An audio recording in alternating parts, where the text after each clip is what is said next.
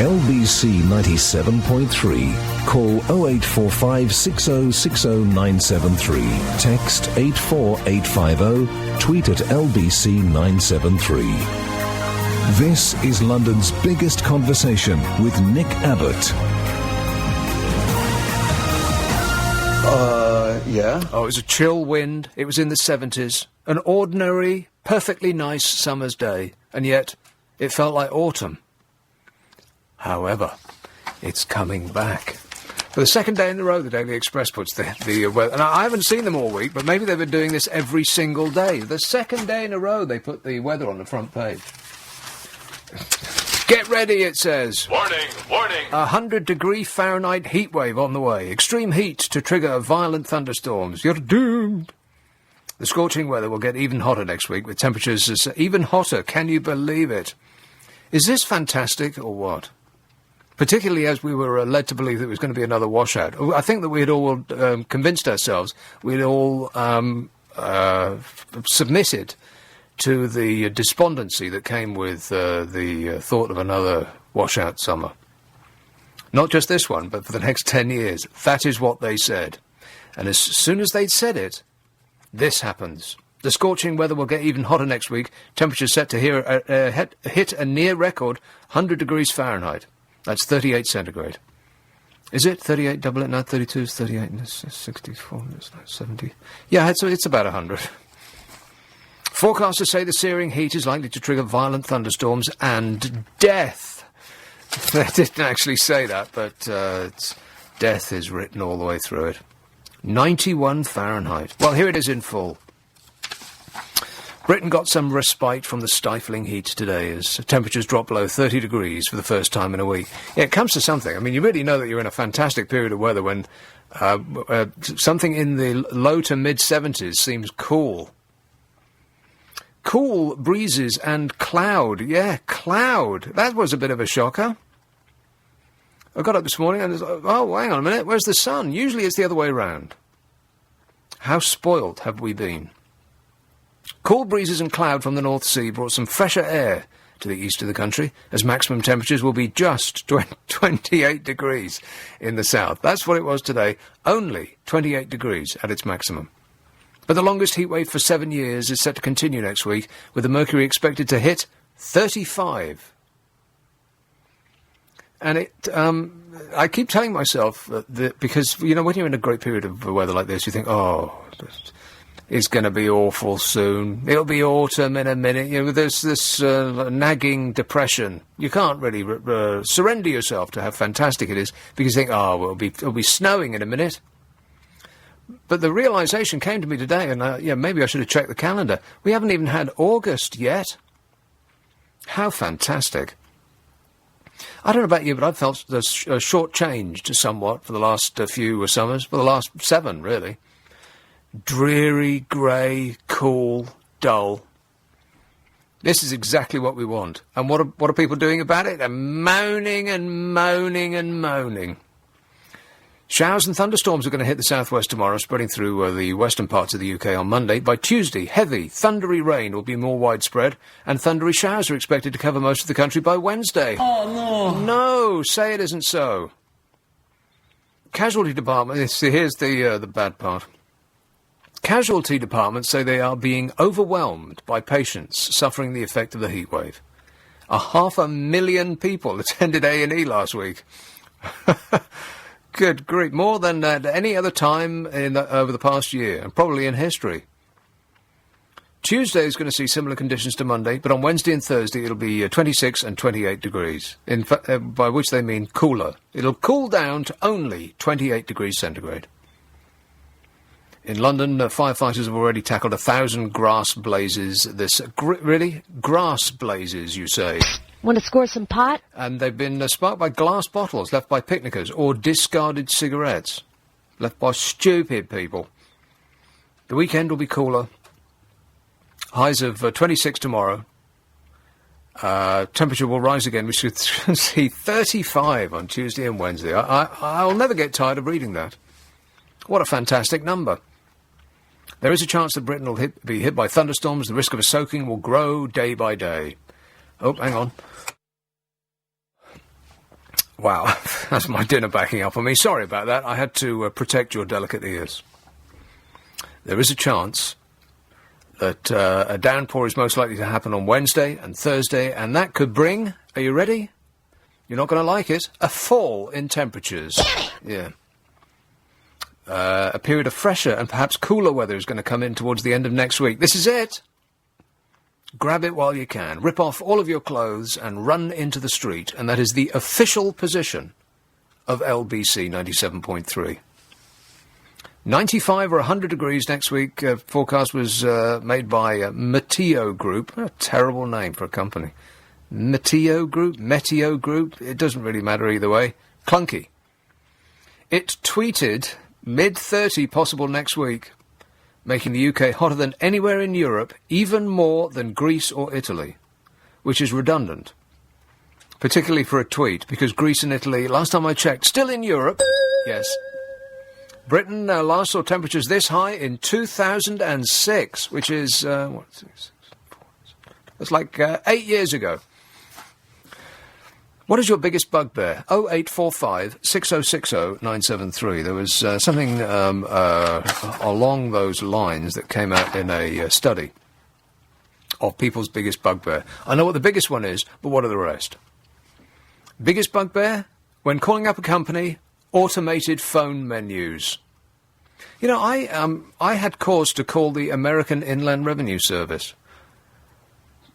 I know that sounds like an odd thing for a person in this country to do, but I write books. Well, I have released collections of columns on Kindle, you know, the electronic book site. And because it's based in America, they sent me this email that I thought it was spam or scam. I thought it was a scam. And said, you need to fill out this form and post it to us immediately. We need all of the details and your inside leg measurement and how big your head is and all the rest of it. And I checked it, and it's true. The American government is going to take tax off me for the pittance that I earn from releasing these books. If I don't tell them that, pretty please with sugar on top, don't do it. The American government. Absolutely. And so I had to go through this big song and a dance about filling in a form and sending it off, which I did. And then Amazon emailed me back, much to my amazement, and said, oh, you haven't filled it out right. Stupid. You haven't ticked box 9A. And I wanted to tell them, well, you tick it. But no, I had to fill it out and get and then I went into this. You think that the tax system in this country is complicated? I double dare you to try to figure out the tax system in America. It's a language unto itself. So I had to get an EIN or an ITIN, and to get an ITIN, you first need an EIN, and you have to fill in Form SS4 to get an EIN. And only when you filled in Form SS4 to get an EIN can you fill in another form to get an ITIN, which is what you need to fill out Form EO46. And it just went on and on and on. Mystifying. And it said, alternatively, if you you can complete this form in one phone call by calling the following number. And I said, yeah, right. And so I did. And early in the evening, just as the sun was going down, it said, typically for this kind of thing, it says, oh, we're very busy at the moment, go away. Click. It was more or less like that. Oh, we've got a lot of calls coming in, we're having a fag, call later. And so I did. And then I got an automated woman on the end, she said, the estimated time of your wait is over 30 minutes. And so, Struth, I'm not going to hang on the phone for 30 minutes, only to get disconnected. How many times has that happened to you? You wait and you wait and you wait, and then suddenly you're not waiting anymore, you're just disconnected. And then at about midnight, I thought, well, I'll wait really, really late until until no one is calling from this country, because everybody will be in bed. And I'm stunned to have the phone answered in one ring by an actual person. Now, it comes to something, and this informs this being people's biggest bugbear. It really is. It really has come to something that when we're stunned to talk to a person from her ex-majesty's or her majesty's ex-government of the United States of America, he talked me through it in about 2 seconds flat. I could not believe it. Now, try doing that with the government in this country. Try getting the tax people on the phone in this country. Anyway, this is what people's biggest bugbear is. When calling a company, automated phone menus that force them to plough through dozens of options before reaching a human being, or never reaching a human being, or being disconnected before you, pull your hair out and throw the phone out the window. Many seek shortcuts that help them to cheat the system, and it's a website that publishes shortcuts for a variety of companies and government organisations that has compiled this index. So, unsurprisingly, the very thing that they offer a service for is people's number one bugbear. Analysing the amount of web traffic to web pages that offer shortcuts for particular organisations, a consumer website which is called Please Press 1, has compiled an index of the most frustrating companies to call in the UK. And based on what I've just been saying, guess which one is number one? Number one with a bullet, the most irritating organisation to call for the reason of automated phone menus is HM Revenue and Customs, our own tax people. The 38,253 page visits in the last month, with over 400 menu options across just 6 services, is what puts HM Revenue and Customs at number one. 400 menu options. Press 1 if you'd like to just jump out of the window now. Ford Motor Company comes in second, followed by a Lloyd's TSB in third place. They suggest that the combined navigation time across all companies, the period in which you have to wait and wait and wait, and press 1 if you'd like to speak to a human being. Press 2 if you'd like them to have a Southern Irish accent. £100 million, that's what it's calling us every year. £100 million each.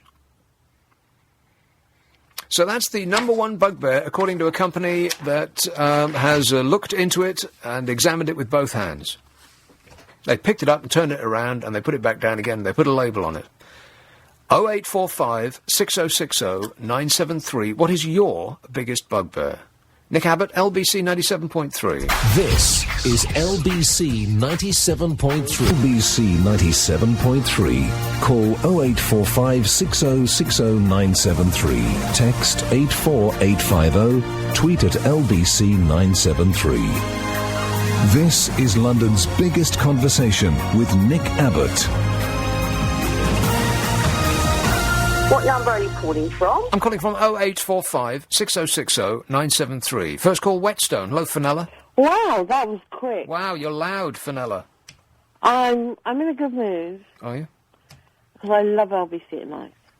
Well, I love it in the day as well, but especially at night when I can listen. Mostly at night. Mm-hmm. Anyway, you know, like, one of my bank accounts I've got, right, where is you phone up, and before you can get through to a human being, you have to put in your account number and your password. Yes, I know what you're going to say. This irritates me beyond measure. So it'll say, can you say the first letter of your password? Right. So you say it, and then it will come up, I don't know, did you say N? And you say, no, I said whatever, and it says, and then you know. And it never, ever, I've changed my password so many times, and the first, if it comes up and it asks me for the first letter or number or whatever, first character, it never, ever gets it. And I think I've got a good voice. I've got a good... Now, can I ask you a question about this, Fenella? Yes.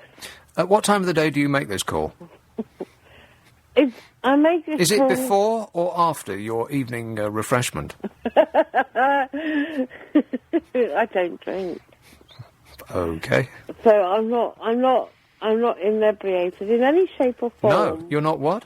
Inebriated. Right. The thing is that, you know, what happened to the good old day when you phone up and you've got a human being? Yeah. There's too many of us, apparently. There's too many whining customers who want to speak to somebody to register their complaint for an actual human being to take your call. So it is automated. And the other day, I tried to register a complaint with one of our largest telephone companies. Oh, yes. And it took me no less than 16 minutes to get through to the complaints menu. And then when it was the complaints menu, there was a whole menu for the type of complaint. You're kidding. They have so many complaints that they have a menu for the type of complaint that you would like. Yes, it was. If you wish to complain about a fault, press 1. If you'd like a 2-course complaint, then that'll be £15.90. 3 courses is an extra £3. And do you know what? I tell you, by the time I got through, I said to the person who I eventually got through to, I said, you do this intentionally to reduce your complaint figures. Yeah, exactly. I think that's precisely what they do it for, in order to make you go away. They want to make you give up. That's what they want.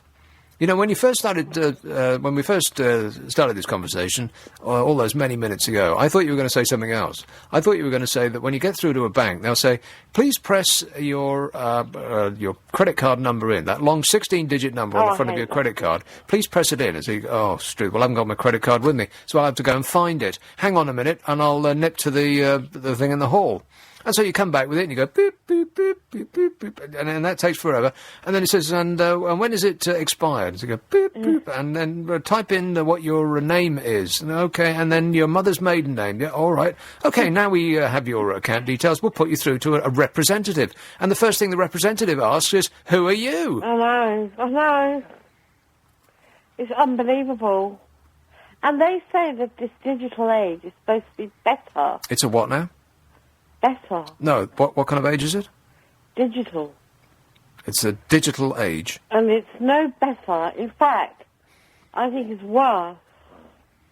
Than? Because I remember 30 years ago, I mean, I'm only in my 40s, but I remember 30 years ago being able to phone the bank or one of these big companies, and you'd get a human being. Yeah, well, that's when there was only 5 million people living in this country. I know what you're saying, but still, at least you talk to a human being. Now, you know, if I want to talk to my own branch of the bank, I've got to phone the customer service centre.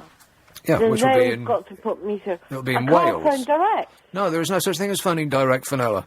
I asked in the bank, I said, have you not got a direct number? And they gave me this number. I said, no, this 0845 is your service centre. I want the number of that phone over there. It exists. You must have a number for it. Yeah, they're going to give you that number, Fenella. Believe me, they're not going to give you that number. They've seen you coming. They know who you are. They've spoken to you on the phone before. You're not getting it. Well, at least on LBC you get through to real people. I am a real human being. Thanks a lot, Fenella. Thank you. Cheers, my dear. 0845, completely refreshed. 0845 6060 973. You can text 84850, email nick@lbc.co.uk, and if you're on Twitter, it's at lbc973. A couple of texts and emails. Tony says, it's typical of my luck at this time of year. It was the first time I could afford a holiday since 2006, and look what I've come back to. The hot weather is all my fault. You know, when you're absolutely right, Tony. When you take a holiday, you want to be safe in the knowledge that the weather at home is dreadful. If you take a holiday, you spend all that money and go somewhere else that's nicer and warmer, then the last thing you want is for that period of time to be beautiful weather at home. You feel like you've wasted your money. Amelia says, hi, Nick, I just wanted to tell you about my experience with the tax office. I phoned the tax office on a Friday and was put on hold. And they kept saying no one's available at the moment. Please wait. And then after 10 minutes of hearing the same message, it said no one is available, and it cut me off. And at that point, you wanted to pull all your hair out. You wanted to rip your teeth right out of your face, am I right? You wanted to bash the phone on the desk until it broke. Infuriating. 0845 6060 973. Your biggest bugbear. My biggest bugbear is politicians lying to us over and over again.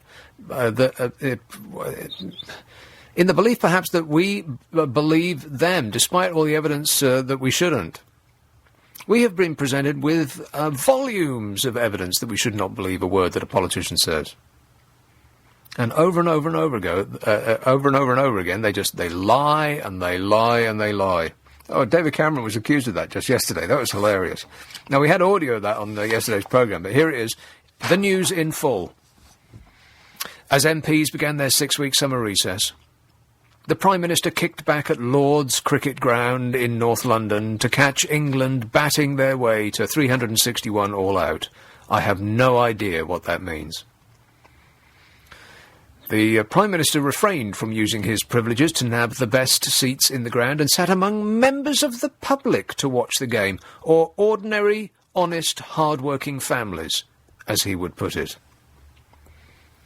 And he didn't do it because that's where he wanted to sit. He did it because it would look better if he sat there. While Mr Cameron sat back with the rest of the crowd, his fellow Conservative politician, Bozo the Mayor, enjoyed a far more luxurious view from the exclusive pavilion area. He doesn't care at all, does he? The Mayor enjoyed the plush seat as he watched England recover from a terrible start yesterday in something called cricket. Boring! Later, the pair headed to the Queen Elizabeth Olympic Park in East London for a concert and to celebrate the work of the dedicated Olympic volunteers. They were interlopers, they weren't volunteers. Bozo and Desperate Dave, and they certainly didn't work for free. They were lucky to get tickets. But after a day of relaxing in front of the cricket, it would appear that a full day's rest was off the cards for Mr Cameron, as he was accused of lying by a member of the public. We should get that audio, and I'm going to play it over and over again. David Cameron has been accused of lying to the people of Britain by an angry woman at a celebration at the Queen Elizabeth Olympic Park. The Prime Minister was surrounded by excited volunteers from the London 2012 Olympic Games, and here's a recording of them. He was accompanied by Bozo the Mayor and Lord Coe. When Hilary Kerr unexpectedly began shouting at him about the NHS. She said, "Mr Cameron, why did you say the NHS would be safe in your hands? You're privatising it."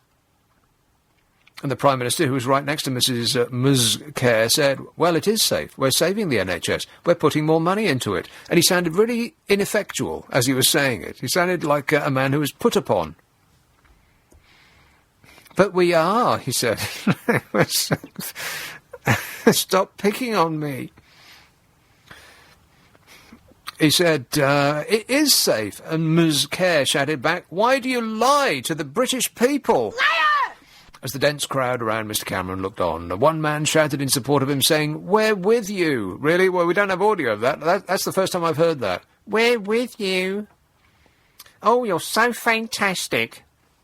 It was probably one of his own flunkies, perhaps some desperate party apparatchik, keen to garner goodwill. Bet it was. The Prime Minister said, "Thank you very much." It's not about politics today, it's about volunteering. That is what the Prime Minister said. And Cameron was at the main setting of last summer's Olympic spectacle, 1 year on, to see how the construction on the site is progressing and how it's living up to the expectations in terms of legacy. That's the party line. That's why he was there. No, he wasn't. He could have done that at any time. He said, it's not about politics today, it's about volunteering. He was there for a free concert and to associate himself with a good thing. It wasn't about volunteering, it was about politics. And on that very subject, something which puts Ms Kerr's accusation in an interesting light came up today. And I'll come to that in just a minute. Safe in their hands. 0845 6060 973. The undercurrent to today's programme is, what is your biggest bugbear? Nick Abbott, LBC 97.3, it's 10:30. LBC 97.3. Call 0845 6060 973. Text 84850. Tweet at LBC 973. This is London's biggest conversation with Nick Abbott. Would you mind telling me what this is all about? It's about bugbears, baby. And one of my bugbears is politicians. Their dissemination, their mendacity. And David Cameron was out and about yesterday, which is a big mistake, huge. Never trying to meet members of the public. Unscripted meetings with members of the public might cause you great concern. Don't do it. And the and the nice lady came up to David Cameron, Desperate Dave, and she said, "Liar!" And the man in the crowd said, "We're with you, Dave." Priceless. And she said, "Why are you selling off the NHS?" And he said, "We're not." And yet, ministers have been accused of putting Britain's blood stocks at risk by selling off the main supplier to an American private equity firm. What? Yep. The Department of Health plans to sell the state-owned Plasma Resources UK to Bain Capital. Now, that might ring a bell. It's a company co-founded by Republican presidential candidate Mitt Romney. And they're going to sell it in a £230 million deal. Is there anything in this country that we still own anymore? No. No, not really. Critics say the move could put blood supplies at risk of contamination because the private equity firm may not carry out such rigorous safety checks. Republican presidential candidate Mitt Romney. Absolutely. In 1980, or in the 80s rather, as many as 10,000 patients with the blood clotting disorder haemophilia contracted HIV or AIDS after being given contaminated plasma supplies. It's the main component of blood, and is given to thousands of patients daily, including burns victims, to increase their fluids, and those with liver or kidney disease. It also enables blood to clot. It's a vital resource for haemophiliacs and patients with other disorders who are at risk of major bleeds. So nothing important. Former Health Minister Lord Owen said there was a risk of contamination because Bain Capital may not have such stringent safeguards as a publicly quoted firm answerable to shareholders. He said Bain Capital should not have been chosen for this sale if there's no limit to... is there no limit to what and how this coalition government will privatise? And he wrote to David Cameron urging him to halt the sale. It's the NHS's main supplier of blood plasma. A branch of the firm is based in the US, and it collects blood from American donors and sends it to laboratories in Hertfordshire.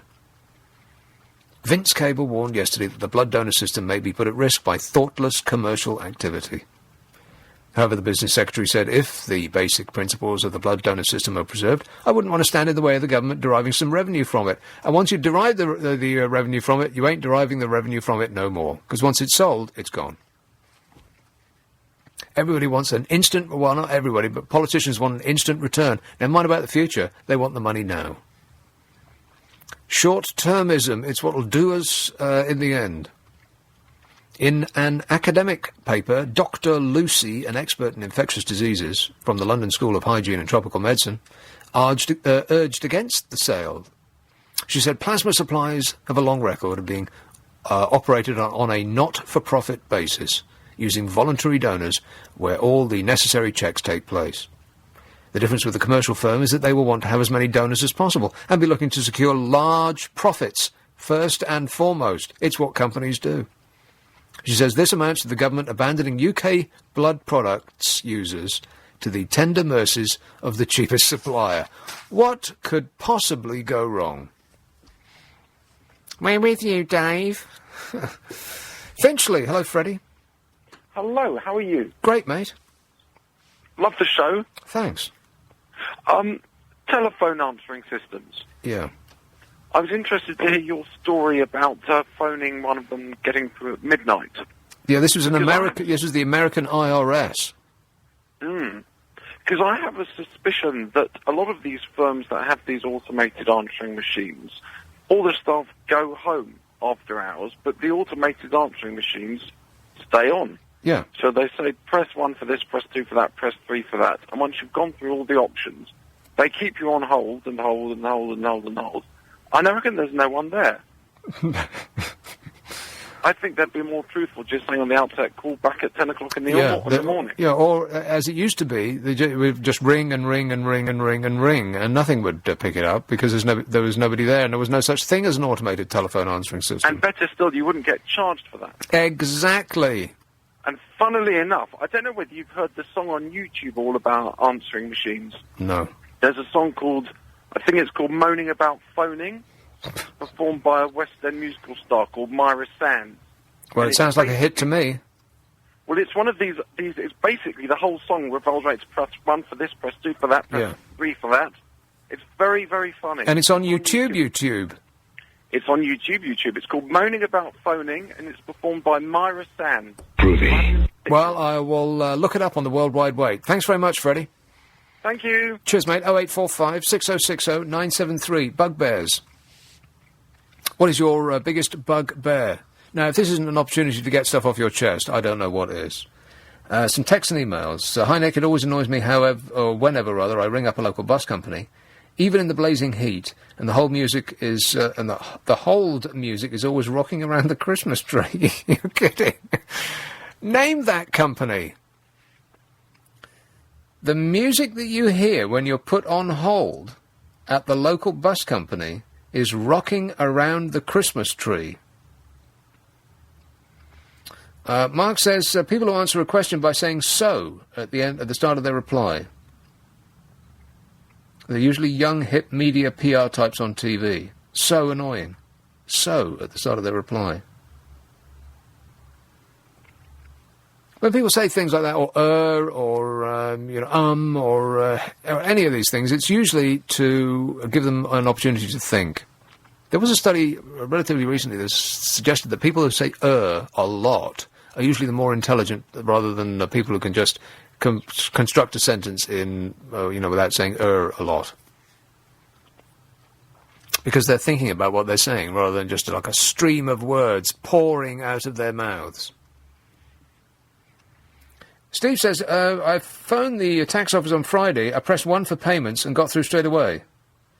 2 minutes later, they had my money. Charming. Yes, well, no surprise there. South Norwood. Hello, Philip. Oh, good evening. Oh, good evening, Philip.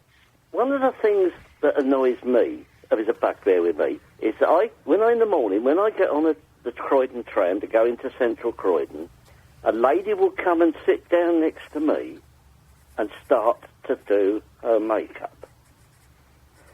It just, I don't never say anything, but what do you think? Would you find it, a bugbear? Well, yes. Yeah. Is the Croydon tram a particularly stable ride? They tell you to hang on, but I mean, we've got some extra new trams. There's the old kind of trams and the modern ones which they bought, and 9 times out of 10 you will get a seat. You see. And you sit down, and the lady comes and sits down, and the bag opens, and out comes the powder puff, and then comes the eye. The eye thing is the thing that worries me, because it's flicking about on the eyelashes, and you never know where it's going to end up. Yeah, you might get some on you. Yes. Yeah, no, I've already put my makeup. No. But don't you need a stable platform to apply makeup? Well, I think there's certain seats on the tram that are probably more, makeup appropriate. Not prone to movement. Right. You see, and they sit there. But I just don't get it. I'll be very interested to hear, from other ladies. Well, there's something about a woman applying a makeup which it looks like it should be done in private. Exactly. I wouldn't get on the train, for instance, and cut my nose hairs. No, I mean, I wouldn't have a shave. I mean, take a razor blade and some water. And I have seen that, though. I have actually seen somebody. Have you seen that? Yeah. Possibly with an electric razor. But, no, this was he was dry scraping his face with an ordinary, one of these multi-blade razors, and then tapping it on the base of the seat to clean it. What was that? Was that on a train? It was on a tube. On a tube. Yeah. See, I don't even like people cleaning their nails on a tube. It's amazing, and I mean, and also with the conversations on mobile phones is when they start speaking loudly and doing actions. They're going, I'll put your left foot in and your left foot out. Yeah, in, out, shake it all about. Yeah, shake it all about. It's just there's certain things that you should do in privacy. It's You must be very excited to live near Croydon, by the way, because due specifically to the Olympics, Croydon is about to get a new shopping centre. Yeah, well, I heard that. I think it's not so much for the shopping centre; it's to renovate Croydon. Yeah, but you are aware that has absolutely nothing to do with the Olympics whatsoever. I mean, you do know that, don't you? I don't know. Well, yes, slightly, because there was a Westfield, wasn't there, backing onto the Olympics, and we're going to have a Westfield and all. Yeah. So maybe that's. Maybe that's the connection. Not really, because there's a Westfield in Shepherd's Bush as well. Oh yeah, it's not. Let's talk all over each other and not be remotely interested in what either of us is saying. Yeah. Yes. You mentioned about Boris and David Cameron going to the cricket. Yeah. Well, back in the 90s, I won 2 tickets to go to the Oval Cricket Ground in a box with free drink, free food. You had to go in a box? Well, Couldn't you take a cab? It was an LBC competition. Oh, right, like I said. Fantastic. Yeah, the good old days. And it wasn't for cricket. It wasn't, before clicks. No, it wasn't cricket either. It was Australian rules football. Oh, it's true. There are no rules in Australian rules football. I know. You kick someone, you get 6 points. Yeah, I know. I mean, I like Aussie rules. And it was weird. It was a great experience. Well, on behalf of LBC, I would like to apologise for that prize. Oh, well, I mean, it was great, because, I mean, I like Aussie rules, and I specifically went into the competition and was lucky enough to win it, you know, and it was wonderful sitting up there, you know, with all... They had a fridge, and when you opened it, it was full of cans of a certain Australian lager. Yeah.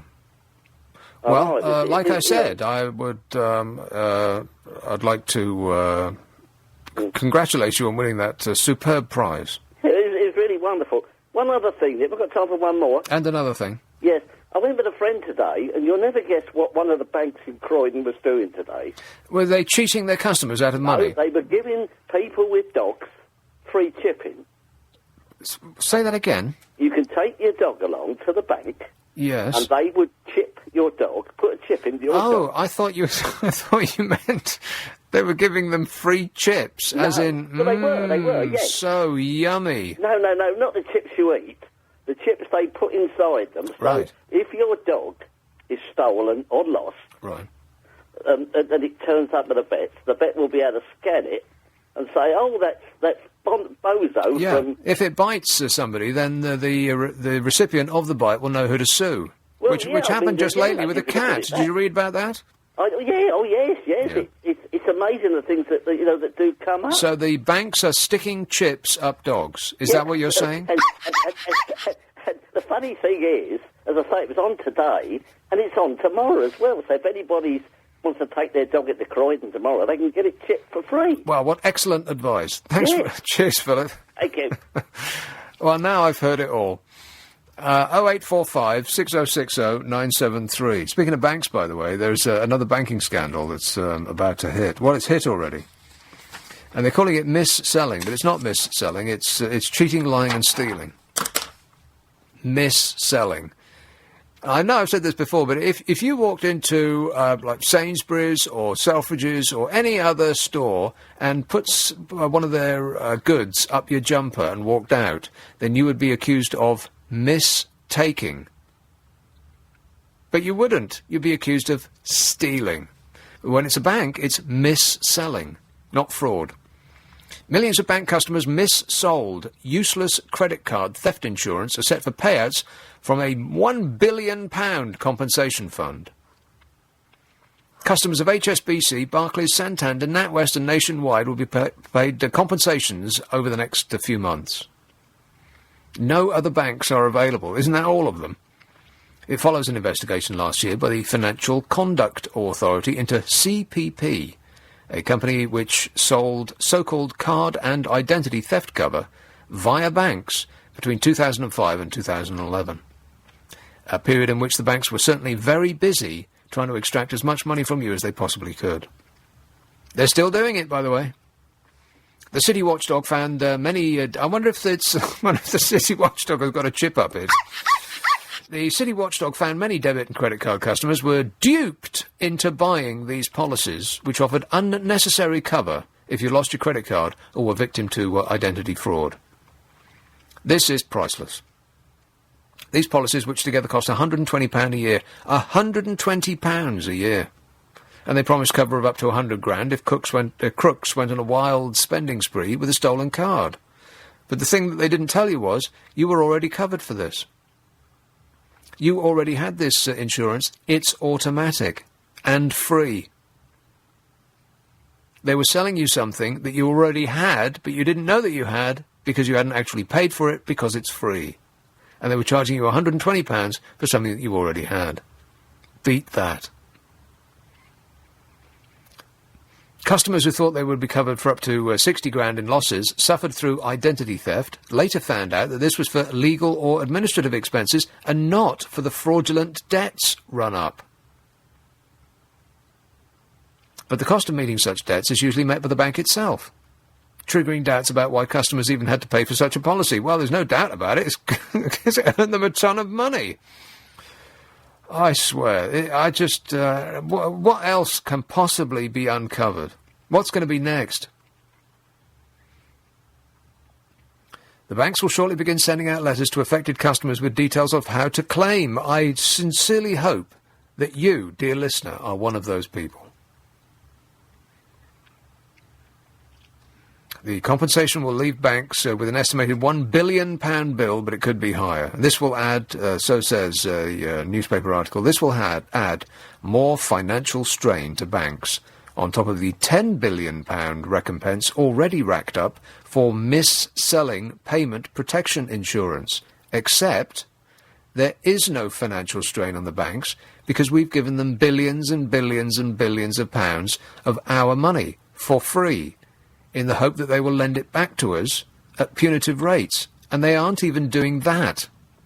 They took the money that we gave them in order that they could lend it back to us, and they're playing with it in the casino of world high finance to see if they can turn it into even bigger piles of money, knowing that if they don't, we'll just give them some more.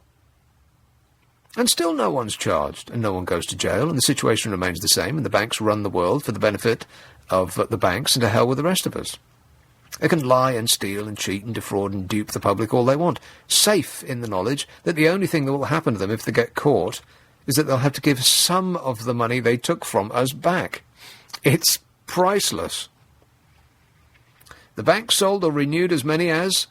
Guess how many of these policies they sold to people who didn't need them? Just have a wild stab in the dark. Know your way out. 23 million.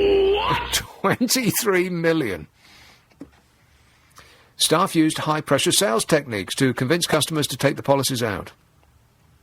The city regulator found that some staff would wrongly tell customers that they would be liable for some of the debts if defrauded. If somebody nicked one of their cards and went on a crazy spending spree, it may be one of those city bars where bankers hang out. They could buy cocaine and lap dances, that sort of thing. They suggested that the customer would be liable for those debts, but they were lying about that. No, they weren't. They already had the insurance. It was free. It was automatic, and they were selling you something that you already had, and telling you that you didn't have it. But, you know, the banks all have a cute cartoon advert on the telly with bunnies and doggies, so they must be nice, right? What is the next scandal going to be? Place your bets now. Bet now. 0845 6060 973, your biggest bugbear. You can text 84850, email nicka@lbc.co.uk, and if you're on Twitter, it's @lbc973. Whew, calm me down. My biggest bugbear, one of them, is people continue to go to Dubai on holiday. Why are you doing that? I've got good news and bad news about Dubai. Well, it's all bad news about Dubai, really. The good news is only bad news that has turned slightly better. I'll come to that in just a minute. First is a call in Whitechapel. Hello, Peter. Hello, Nick. Peter. Yeah, bugbears. People who walk through busy areas texting on their mobile phones or on Facebook, not looking at where they're going. Exactly. They practically walk into you. Precisely. Yeah. Shouldn't maybe they be fined like drivers are fined? Well, they're eventually being picked off. It's like survival of the fittest. If you don't look where you are going, if you've constantly got your face in your phone, then eventually something's going to bash into you. And my other bugbear, I used to be a minicab controller, and people would ring up for a cab, and you'd ask them how many people, and they'd say 3 people. Yeah. Now, it always seemed to be the same kind of people that did this. So you sent the cab there, and there was 5 people because there was 3 adults and 2 children. People who don't see their children as people. Yeah. Children used to are drive- people too. Just smaller Absolutely. versions. Absolutely. It used to drive me mad because then I had to find another cab to go to that address. And if I didn't have one, I had to make them wait. That's quite a difficult job, that. You know, when in one of my long periods of unemployment, I saw an advert in one of the papers for a radio controller in a cab company. And I thought, oh, I've done radio. I can speak. Hire me. And so I went along and I was so unsuited for it. I think they fired me even before they hired me. Nick, I could tell you some horrific stories about when I was a minicab controller.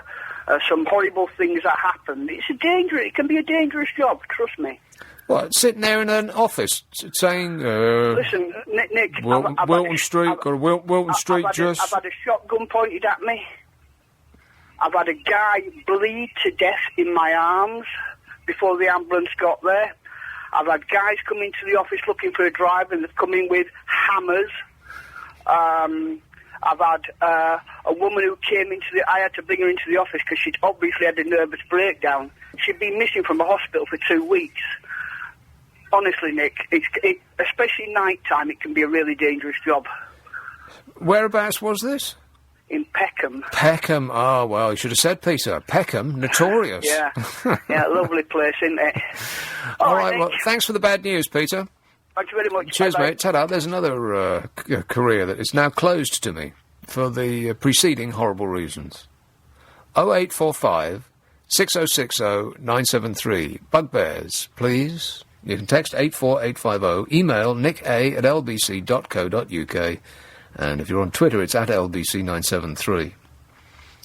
Shirley says, people who say, you know, and like, repeatedly. You know, like, you know. Well, that's part of that and thing. People are just collecting their thought in order to, you know, make sense in the English language. Like, you know. Thornton Heath. Hello, Sam. Hello?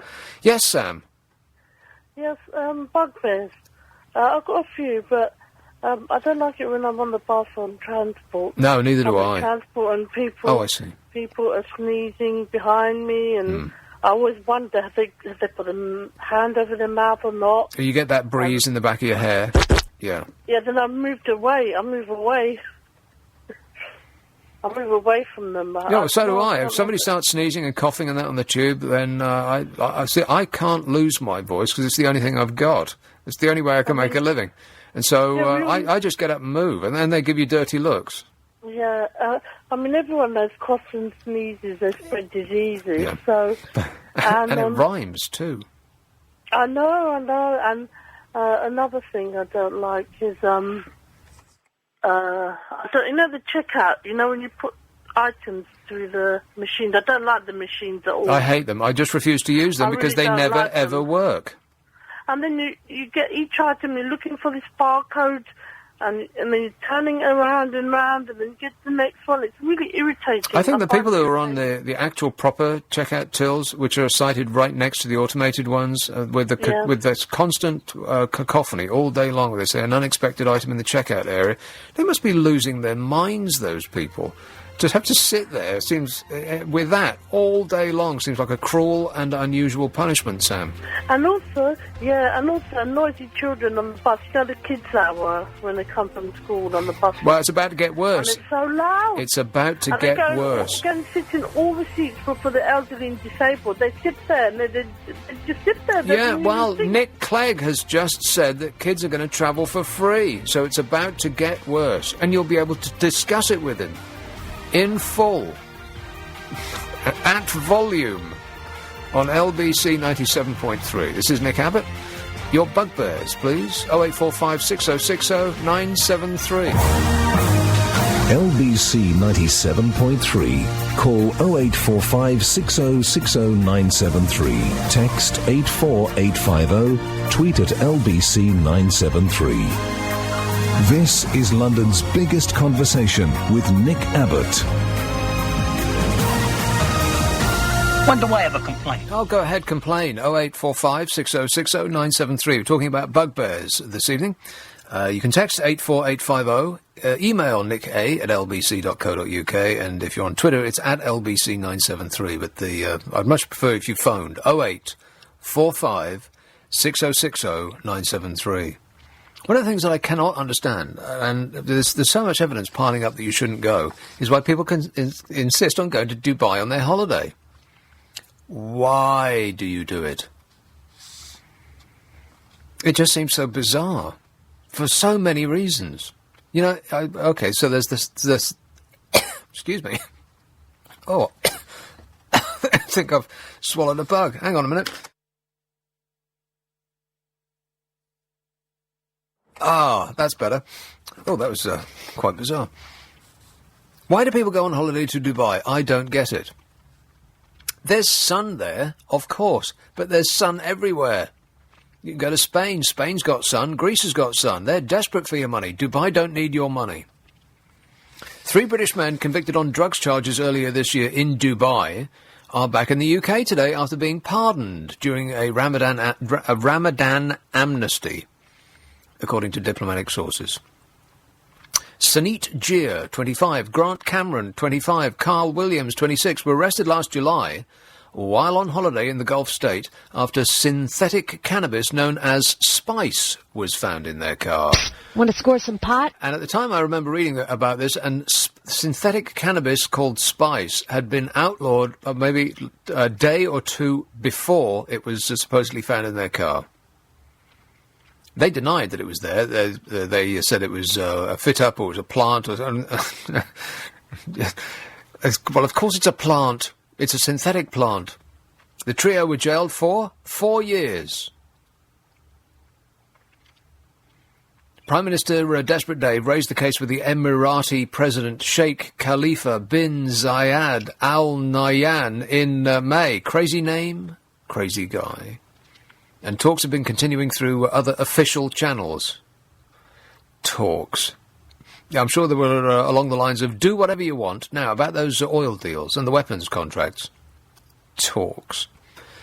A charity which represents people in foreign jails called Reprieve said that the 3 men are now all home in the UK. Hurrah!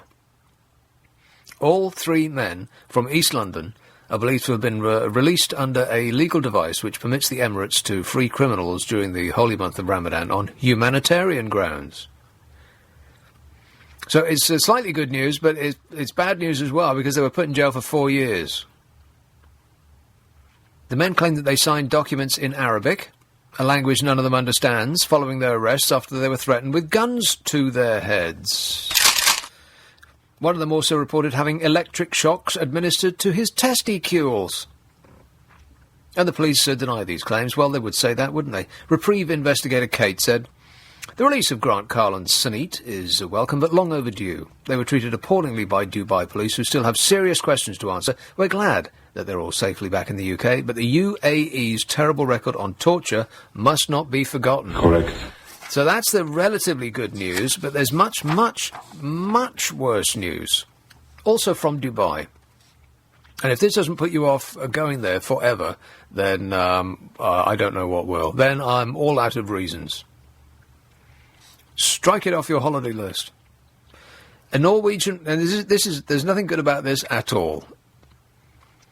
You won't like it. And then, well, once I've read this, then we'll go into something else. A Norwegian woman was sentenced to 16 months in prison for extramarital sex after she reported being raped in Dubai. Yes, you heard that right. Marta Deborah Dalelv, 24, was brutally raped while on a business trip in the United Arab Emirates and was handed a prison sentence for having sex outside of marriage after reporting it to the police. I am not making this up. She reported the sexual assault in March this year, after which she had to spend days in a cell before she was allowed to use a telephone. With the help of family members, the Norwegian consulate was able to negotiate a release, and she's been living under the protection of the Norwegian Sailors' Church until her sentencing this week. She said, "I received the harshest sentence for sex outside marriage, harshest sentence for drinking alcohol, and on top of that, I was found guilty of perjury." She was sentenced to 1 year and 4 months in jail. And the young Norwegian woman's story is not unique. Earlier this year, an Australian called Alicia Galley, 27, spoke of how she was thrown in a Dubai jail for 8 months after she reported a rape. She was working at a hotel chain when her drink was spiked by the staff in the staff bar. and she awoke to find that 3 colleagues had raped her. But when she went to hospital for help, they turned her over to the police, and she was charged with illicit sex outside marriage. Can you believe it? Under UAE, United Arab Emirates law, rapists can only be convicted if either the perpetrator confesses or if 4 adult Muslim males witness the crime. And if they did, you might wonder, why were they witnessing it? Sex before marriage is completely forbidden, and an unmarried couple holding hands in public can be jailed. Foreigners jailed in Dubai are deported immediately after completing their sentences. More excellent reasons not to go there. Don't go to Dubai. Unless they're advertising with us, in which case it's a great destination for all the family, except the part of your family that are female. And then there'll be pictures in the paper of some celebrity who's gone to Dubai because it's lovely with the sun and the sand and that, and it's so hot you can't even leave a building. Why do people go? Portsmouth. Hello, Ian. It's not like it's even cheap. I'd rather go to Portsmouth, Ian. Hello, Nick. Yes, Ian. Yeah, Actually, I would rather go to Portsmouth. Portsmouth is a delight. Well, it's been nice today, I have to say. Yeah. Portsmouth's the place with a big sail, and you can go to the top of it, and it's got that nice the area with the bars and so on down by the dock area. That's correct, isn't it? That's it. Or is that Plymouth? No, that is Portsmouth. Portsmouth, right. And if you've got the guts, you can walk over the glass floor and look down about 200 feet. Yeah, that's Portsmouth. My bugbear is when you're in a supermarket and you've neatly stacked all your stuff on the conveyor belt, and you then put the thing that says to the next person. Do not cross this line. Exactly. You do that, and no one, I don't think anyone has ever said thank you for doing that. And I always say to the person in front of me when they do it, thank you. You know. But do you think that they're doing it for you, or to keep the grubby hands of the next person off their goods? Well, it could be taken either way, I suppose. Well, I'm doing it to help the next person, and when someone does it to me, I say thank you. But the person behind me never says thank you. You know, it doesn't cost them a lot, does it? Why on earth cannot they be polite and say thank you? What's sort of surprises me, I mean, I'm not very outgoing, but every now and again I'll do something that I am surprised that I've done, and engage a complete stranger in conversation, or do something that represents a wanton act of kindness. And the feeling that you get from doing it, just as simple as you just said, just saying thank you for somebody who holds a door open for you, or puts that "do not cross this line" thing on the conveyor belt, whatever it might be, you just get a little bit of a lift, a little bit of a psychological goose. Well, you do, and supermarket checkouts. You know, I know Sainsbury's have had a bad name because there was someone on the phone, and I think someone refused to. Well, I don't think they've got a bad name for that. I think most people agreed with that. Yeah, I always try and make an effort to sort of just think of something to say to the checkout person. Yeah, to treat them like a real human being. Yeah, because not only does it make my day, which is important, you know, I hope it makes their day as well. Well, see, now, what you said there is very interesting, because what, by giving something, it doesn't have to be, it doesn't have to cost anything, but just by giving something to somebody else, what happens is that you feel better for having done it. So you might just be doing it for selfish reasons, but it's just spreading a bit of happiness. I agree entirely. And what's wrong with that? Well, absolutely right, yeah. So, in conclusion... Thank you! Thank you, Ian, for caring. Well, that shut him up. See, he can't believe it. Thanks, Ian. We appreciate it. Even though we might not say it very much, down deep in our hearts, we appreciate the effort that you have made. Cheers, mate. By text and email. Chris says, bugbears. People who call minicabs taxis. But they are, aren't they? ARG. A-R-R-G-H, exclamation mark. He says, this is a crime that should be punishable by death. Oh, dear. Also, people who walk straight into the road without looking because they're too busy looking at their phone. Sometimes the crime sometimes is punished by death, and that's absolutely right. People, get your faces out of your phone just for 2 seconds, just while you're walking along the street, navigating.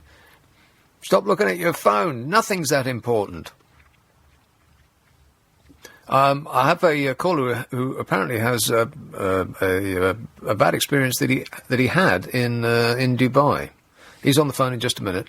This is LBC 97.3. Nick Abbott, 0845 6060 973. LBC 97.3. LBC 97.3. Call 0845 6060 973. Text 84850. Tweet at LBC 973.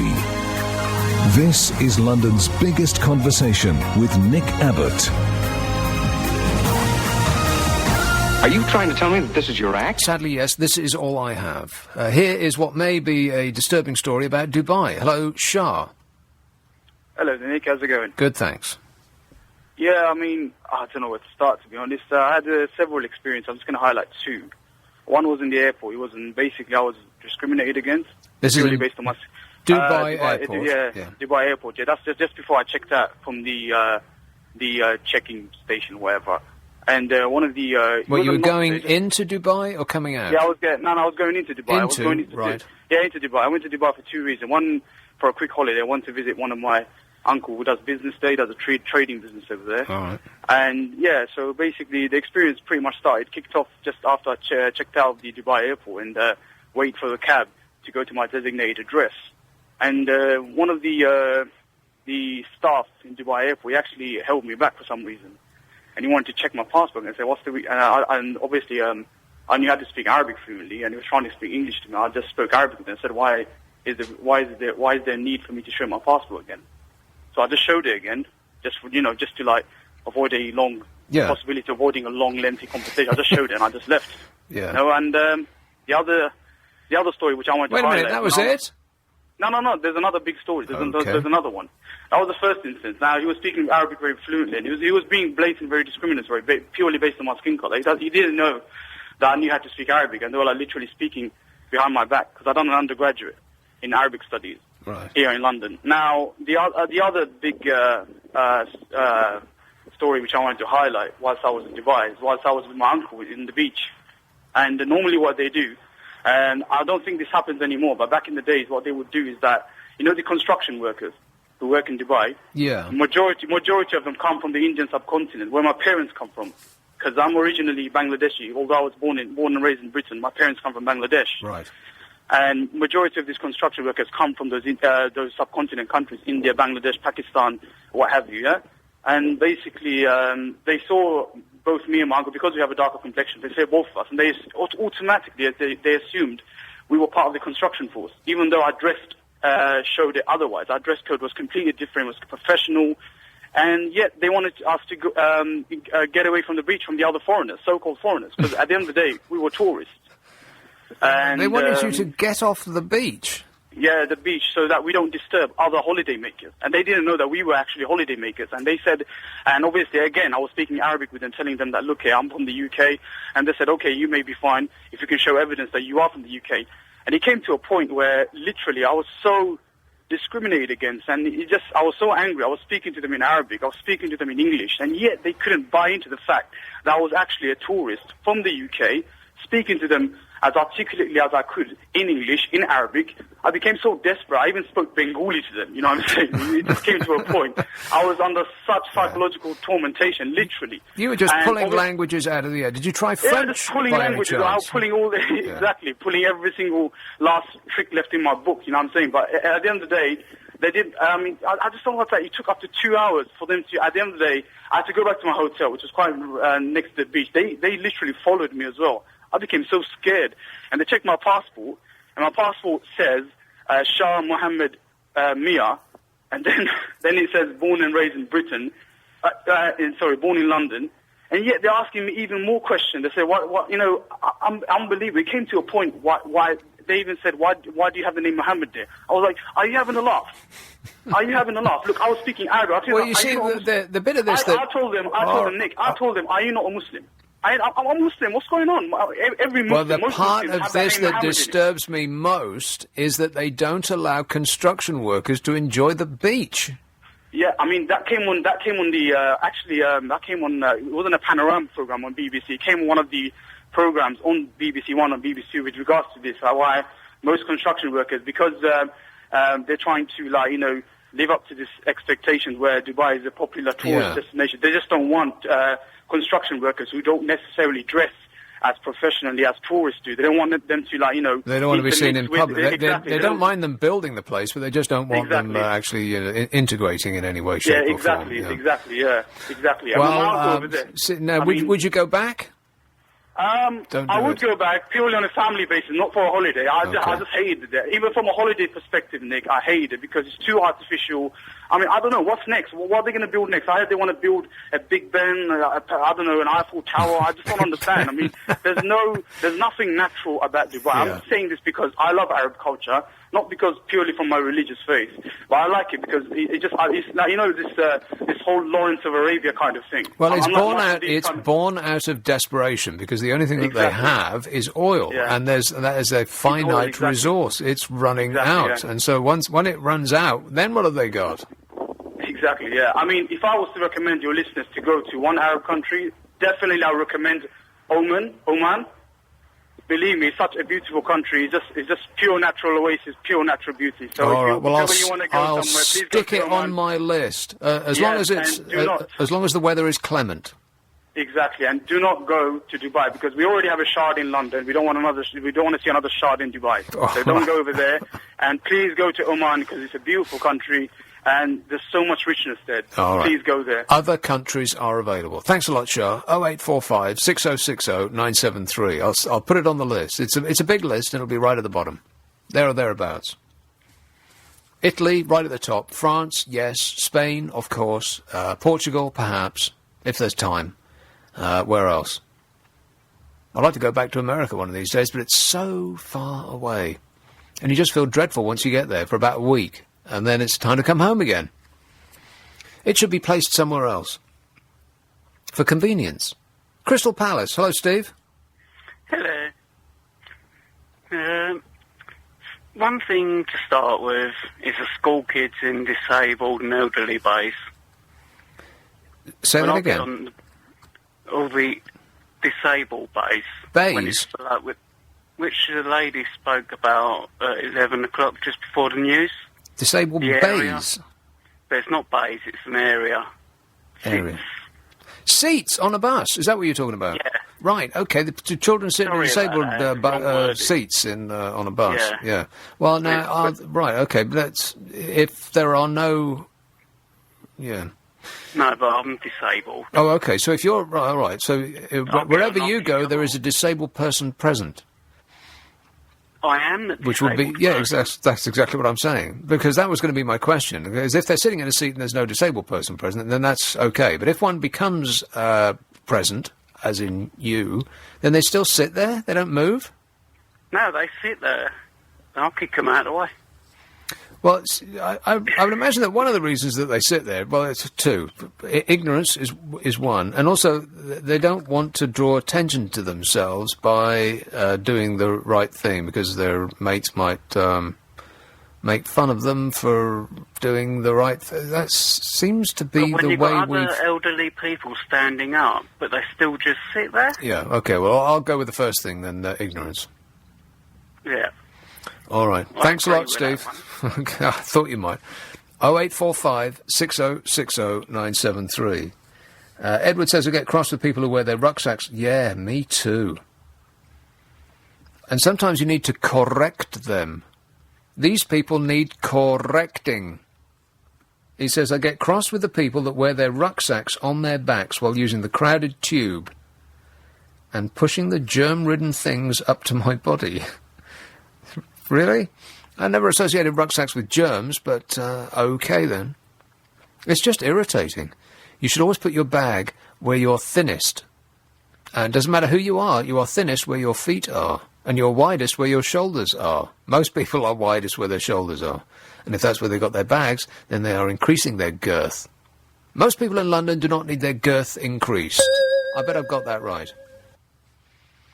Put your bags by your feet. John says, I love the phone companies who tell you that your call is important to us and then make you wait forever. Or even longer than forever. Yeah, they're lying about that. Your call is not important to them. They don't care about you, and they want you to go away. That's why they put these labyrinthine automated phone systems up, because they're not interested in your silly complaint or your problem. They just want your money. They want you to shut up and give them your money. If your call was actually important to them, then they'd answer it. In fact, I've got somewhere in here. I've got maybe I'll find it out of the next break. I have an audio of that. A mobster furious about it. Vanessa says, my biggest bugbear is why is it that if I park in an almost completely empty car park with no other cars in sight, go shopping and return to my car, I find a car parked in the space next to me. It drives me mad. Why do they do it? But more generally, what gets me, I have a very finely tuned sense of the personal space. If somebody invades my personal space, I want to pull my hair out. I want to scream. I want to shout. I want to reach for a loaded weapon. And people do it all the time. People seem blithely unaware of it. I know that maybe it's a cultural thing. British people don't like anybody close to them or looking at them or anywhere near them in the same carriage or even in the same house. And you sit on a tube and you select your seat very carefully. And you can make your selection within a millionth of a second. You know which one to sit in and which one is going to encroach on other people's personal space the least. And then somebody comes in and sits right next to you when other more appropriate seats are available. And you think, wow, what's going on here? Are they crazy? Do they really fancy me? Or do they want to kill me? It has to be one of the above. Or you'll be sitting there minding your own affairs, having a picnic or something of equal delight. And with an entire park at their disposal, somebody will park up right next to you. I was in Hyde Park and this exact thing happened to me just last week. Meanwhile, about 50 yards away, somebody, I think they were American, he was joining a group that looked as though they were American, and he brought a stereo with him to the park. Okay, first of all, that is a mistake. No stereos in the park. But the size of the stereo was so huge, it needed its own trolley. I am not making that up. He actually bought a sound system that the Rolling Stones would think was over the top, and then proceeded to play it really loud so that the entirety of Hyde Park could hear it all day long. Thanks for that. This is why people get shot a lot in America. This is one of the reasons that people get shot a lot in America. Misuse of stereo equipment. 0845 6060 973. Nick Abbott, LBC 97.3. It's 11:30. LBC 97.3. Call 0845 6060 973. Text 84850. Tweet at LBC 973. This is London's biggest conversation with Nick Abbott.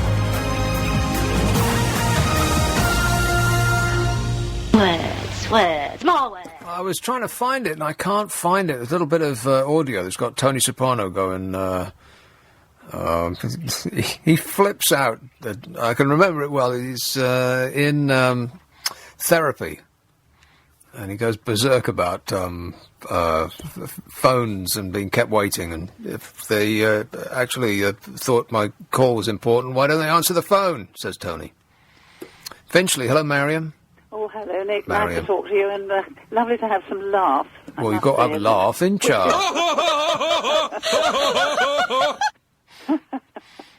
Good. I just wanted to say that I'm fed up with being hit by rucksacks, but the final insult the other day was I was standing talking to a friend, and someone wheeled her shopping trolley over my feet. I got nice black leather shoes on, and she just wheeled her shopping trolley over my feet. Can I ask you a question about this? Yes. Did you say sorry?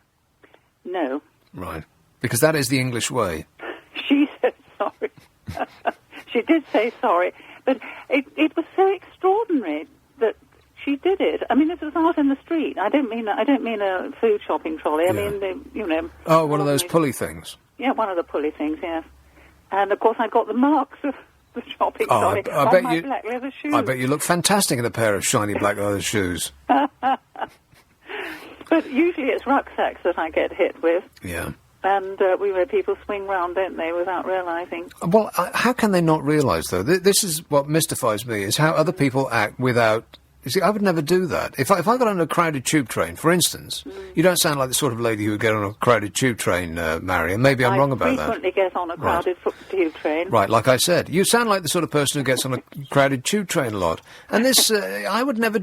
It just wouldn't occur to me to keep my rucksack on my bag in a crowded tube train, because I know that I'd be encroaching on other people's space.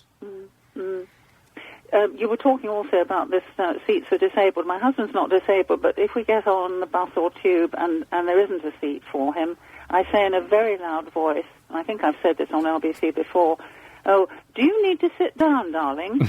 And usually 3 people jump up. Well, the reason for that is the same, partly the same reason that people don't jump up and give you the seat in the first place, is because it draws attention to them, and it would cause them to be embarrassed. Yes, I agree with that. And so that's the exact way to deal with it, is to embarrass them for not doing it. And then they'll get up, just anything to stop your the gaze of you and other passengers staring at them. Yes. Good work, Marion. Interesting. Smart move. Thanks for that. Okay. Cheers. 0845 6060 973. One of my personal bugbears, and which gets fed like a fire on an almost constant basis, is the government throwing the money that we work our fingers to the bone and give them in tax, and they say thanks very much, and then they just it's as though they just throw it out the window. They might as well set fire to it. The Home Office wasted millions of pounds on unused hotel rooms. They booked them, and then they didn't use them. And then they abandoned charter flights that they had booked. And immigrants' legal fees in cases that it lost. Annual reports for the department, the Home Office, and the now-defunct UK Border Agency revealed that more than £13 million was spent on paying legal bills of immigrants who won their cases in the courts, a 44% rise year on year. Theresa May's department spent $382,000 on hotel rooms that were never used after being block booked for staff on duty during London's 2012 Olympics. A period in which the demand for hotel rooms in London has probably never been eclipsed. The UK Border Agency also wasted £2.5 million on flights originally booked to remove failed asylum seekers after the foreigners were granted the right to appeal. A 24% rise in the previous year. £2.5 million. So where are we up to so far? That's £15.5 million. The agency was split into 2 bodies earlier this year, with Mrs May describing UKBA as closed and secretive and defensive. And you know what? See, here's another thing that that just gets my goat. Why do they say that? Why do people say "get my goat"? What's goats got to do with it? And what do they mean by "get"? If a government organisation is seen to be failing, they will simply change the name of it and keep the staff the same. Job done. It's as though they're trying to throw the press off, and us, by extension, off the scent. And so the UK Border Agency, UKBA, closed, secretive and defensive. It was split into 2 new bodies. And I bet that the people who ran it were the exact same people who are now running the 2 agencies. And this new figure came to light. These stunning figures came to light as a senior peer urged ministers to root out corruption in Britain's border agencies. It's nice to know that all of that tax that you make, you work diligently night and day. Well, probably just day. Or night. and you give it to the government because you have no choice, because you are an individual and not a giant corporation. And they take it from you, and they just they spray it around like they just don't care.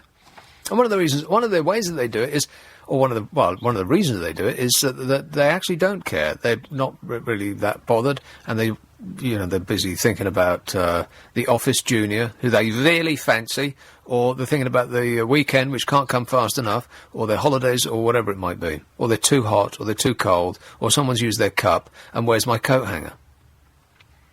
I went to Birmingham, which I've come to find out is a delight. And I went there for £5 return. What? £5 return. And it took a little bit of research, and not much, not a tremendous amount really, but I had to, act like I cared because it was my money. I could have spent £500 on the exact same ticket to be on the same train to arrive at the same time. Cost me £5 or £500. Oh, or many points in between. And if a government official or a government secretary to an official is booking a ticket for that official, I know which price that she'll pick, because it'll just be the first one that she sees. She's not remotely interested in saving money because it ain't hers. That's one of the reasons that the government throws our money away. They just spray it up the wall. They're not bothered about how much stuff costs because it's not their money. How about this? Benefit fraud. You know, they said that the crime statistics have gone down. Well, they always say that. Due to the munificence, the excellence in running this country, the coalition have stated that due to their innate genius, crime figures have gone down. Right. However, 1.27 billion, not million, billion pounds was lost to the taxpayer in housing benefit fraud and errors. Errors. Whoopsie-doodle. This is up a third in just 2 years, so they can't blame it on Labour. This record amount compares with £980 million of losses in 2010, according to the Department of Work and Pensions figures. £980 million loss is a good year. Can you believe it? It's enough to pay the salaries of more than 60,000 nurses. Just think how many people those 60,000 nurses could have killed. Saved. And this comes despite the Tories' pledge in 2010 to drastically cut fraud and overpayments by the time of the next election. Well, they're going in reverse. The vast majority of any money wrongly paid out is never recovered. It just disappears. It's incredibly hard to make money. I don't know if you've noticed, but it seems to be particularly difficult to make money. To lose it, piece of cake. Estimates for this year that we're currently in show that 6.3% of all housing benefit paid out is believed to either be by fraud or by mistake. And if they say 6.3%, then we'll double it and add some. We'll double it and add 32, like the way that you get from centigrade to Fahrenheit. When asked, Matthew Sinclair of the Taxpayers Alliance said, I refer you to the answer I gave last time you called, and the time before that, and the time before that. See, that's one of my bugbears, is newspapers constantly on the phone to Matthew Sinclair of the Taxpayers Alliance for a quote. Well, what do they think he's going to say? They're calling about some egregious governmental waste, and they get him on the phone for a quote. They could just make it up. They know what he's going to say. It's an outrage, and how dare they, and etc. and so on. And who are they, anyway? The Taxpayers Alliance. This £1.27 billion pound total that they've just lost is made of a £350 million loss to fraud, £790 million to errors made by recipients, and £130 million by errors made by officials. This is what they say. Although, if the money is gone, then these seem to be suspiciously specific figures that they're putting on it. I mean, if you can make an error that loses you £130 million in 1 year, then it rather suggests that you're not in full possession of the facts. Housing benefit currently run by local councils, and the coalition hopes anti-fraud measures will improve once it is brought under central government control. Yeah, because central government is the place where corruption and fraud find no home. This new universal credit regime replaces 6 benefits with a single payment. So it'll be easier now that all your finagling possibilities will be under one roof. A one-stop fraud shop. Lord Freud, Minister of Welfare Reform, said, "We're determined to crack down on claimants who try to play the system. Universal credit will reduce fraud by 200 million a year when rolled out fully." Well, it's bound to. I mean, a politician said it. What could possibly go wrong? Spokesman for the Department of Work and Pensions said its investigators are now making greater use of powers under the Proceeds of Crime Act to take fraudsters back to court, to confiscate assets, or force them to repay stolen benefits. Which, differs from their approach to fraudulent banks in every single way. They're going to take fraudsters to court, confiscate assets, and force them to repay stolen benefits. Unless they're a bank, in which case, forget it. How many banksters have been taken to court, or had their assets confiscated, or gone to jail? 0. Still, it's only money. And 2 billion lost over 2 years isn't that much. No, you're right, it is. It's huge. Even Bozo the Mayor would not call that chicken feed. 0845 6060 973. Your personal private bugbear, please. Nick Abbott, LBC 97.3. LBC 97.3. Call 0845 6060 973. Text 84850. Tweet at LBC 973. This is London's biggest conversation with Nick Abbott. Affirmative. By text and email, personal private bugbears. This one says chewing gum. Always on the bus or tube, most disgusting sound, and makes you look like a mindless ape. That was a recording of an ape made yesterday. On the subject, well, a sound. Do you mean the clicking sound that people make on the back of the bus with chewing gum? I don't know quite how they do that, but they do over and over and over again, that clicking sound. That makes you look like a mindless ape. It's like Ian Jury said, blockheads with food particles in their teeth. What a horrible state they're in. And mouths, what never closes. Chelsea, hello Tina. Hello there. Good evening. Hello there. Hi. What my bugbear is people who lie to me. Barefaced lie. I would rather you tell me the truth, regardless how bad it is, and how maybe hurtful it might be to me, but to lie to me, I can't fool it. Well, what kind of lies are you talking about? So many, so numerous, I can't really say too much. Well, is it like, you look great today, Tina, that kind of thing? What? Oh, no. Pleading poverty. And they're looking for help. You give them the help all the time. Are you talking about strangers now, or personal friends? No, I'm talking about people in general who come about me asking for help. I'll give help to anyone, but when I find out that you're literally lying to me and that you can do for yourself, that's when, I'm sorry, it's curtains. The shutters come down. The shutters come down, yes. I would never, ever stand in the way of someone who needs food, but someone who is lying to me, I have no time for. Well, I think you're not alone there, Tina. So who are all these people that are asking you for food? Sorry, many. But I don't mind, because I have to say I don't know what's around the corner for myself. Somebody might have to feed my mouth one day. So that's the way I look at life. Yes, that's right. Give a little to get some back. You have to give. You don't give to receive. Well, kind of. Well, not really. I don't think, Nick. If we have an attitude like that, where are we going? Well, I don't mean that you give I don't mean that you give something to somebody in order that that person gives you something back. But if you just throw nice out into the world, then it's just possible that you might will ripple back at you. Yeah. Yeah, it will. I agree with you in that respect, yeah. But I don't, if you see where I come from, I don't just do what I do because I'm thinking, well, come on, what are you going to line my palm with? Yeah. Do you understand me? No, of course not. I mean, why? Yes, but that's not the way it goes at all. You can't give somebody in desperate straits something, hoping that they'll give you something back, because they ain't got nothing. No.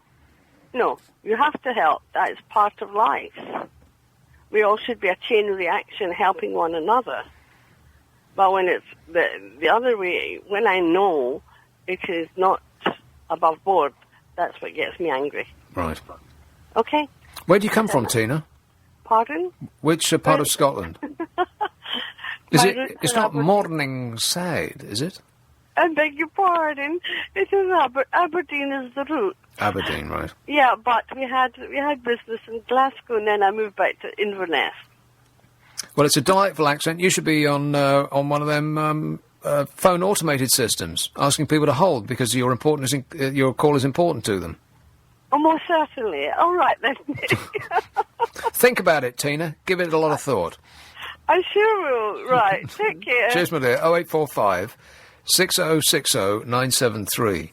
How about people getting bonuses and payoffs just for being kind enough to show up for work? I don't get it, and it just drives me insane, this stuff. Civil servants are quietly receiving taxpayer-funded deals worth up to £500,000 each to leave their jobs. There's not a job in existence that I wouldn't accept £500,000 to leave. Civil servants are being paid £500,000 each to leave their jobs. This is despite ministers pledging to crack down on the Whitehall gravy train. That is what ministers have said.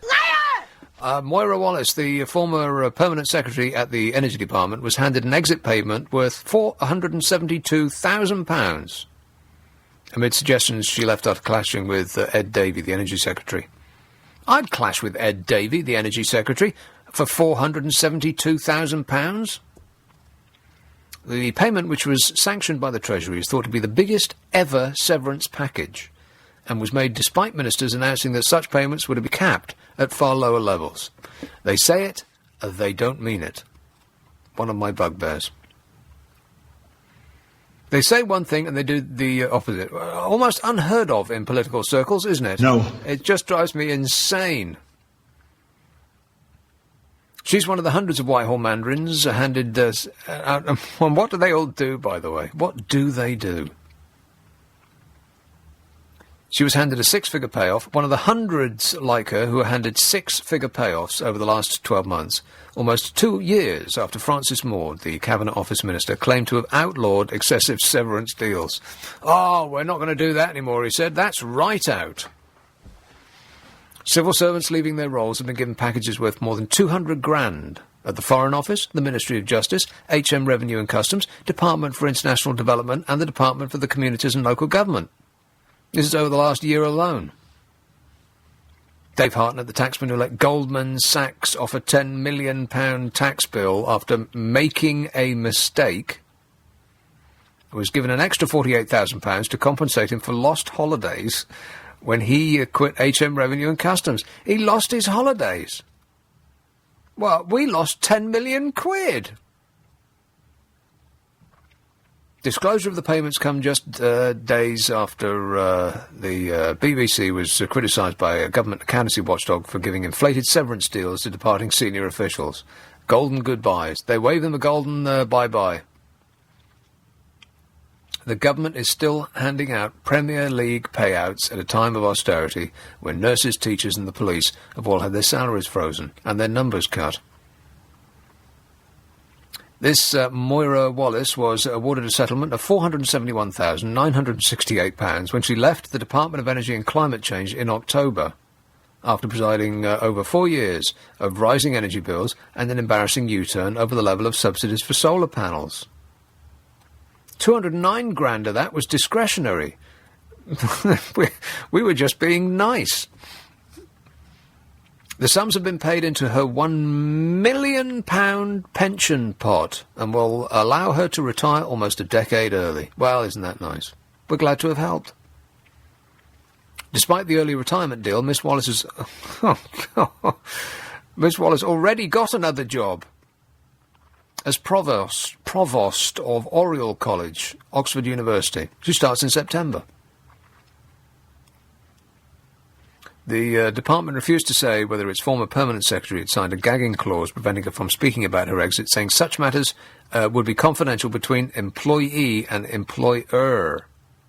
Well, you know what? It shouldn't be confidential from us, because we're the poor bleeps who are paying for it. Can you believe that? That's akin to saying, don't question us, peasant. And the newspaper that I'm getting this from called up Matthew Sinclair, chief executive of the Taxpayers Alliance, and he said, blah, blah, blah, usual thing. I referred to the answer I gave some moments ago.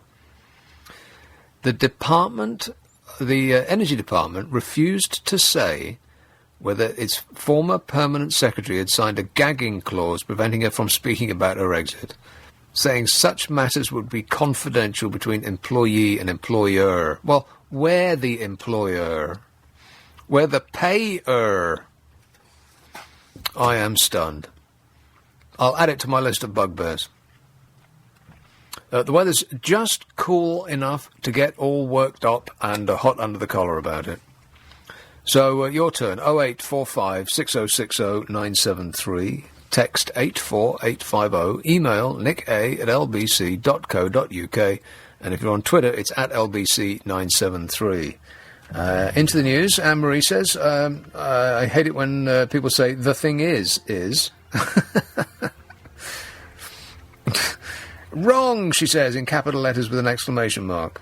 She says the correct form is, the thing is that. Grammar matters. If you want to be understood, I even punctuate texts as you see.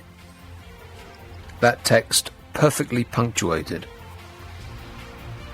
Snowy says people who throw litter out of their car windows in certain fast food outlet car parks when bins are a good 10-second walk from their vehicles.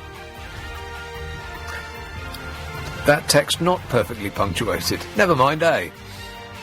0845 6060 973. LBC 97.3. Call 0845 6060 973. Text 84850. Tweet at LBC 973. This is London's biggest conversation with Nick Abbott. Thank you for holding. Your call is important to us. Yeah, that was the audio that I was looking for some moments ago. 0845 6060 973. And that Trayvon Martin thing, I don't really want to get into it. I didn't really follow it that closely because it's not a happy story. Nothing amusing about it.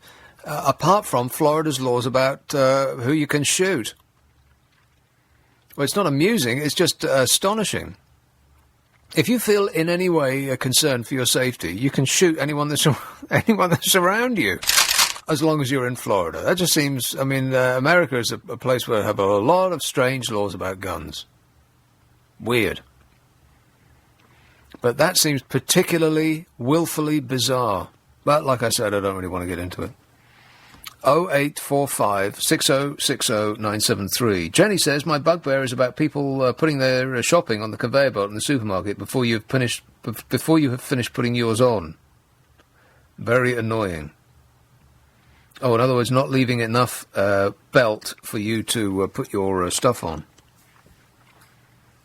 Nick says, one of my biggest bugbears is drivers who insist on driving at between 15 and 20 mile an hour on 30 mile an hour roads that you are unable safely to overtake on. They should have their driving licence revoked. Well, you know what, Nick? I think you should have your driving licence revoked. How do you like that? You know, there's some 30 mile an hour roads that should only be 20. All these times, if it's a main high street or something like that, then fair enough. But if it's one of these residential back roads, then I think it should be 20. And people will moan and bellyache and whine and complain about that. But kids are running around. Dogs might be off their leash. Pussycats may be running between cars. So slow down. I always do that. I drive at 55 mile an hour on a motorway. That infuriates people.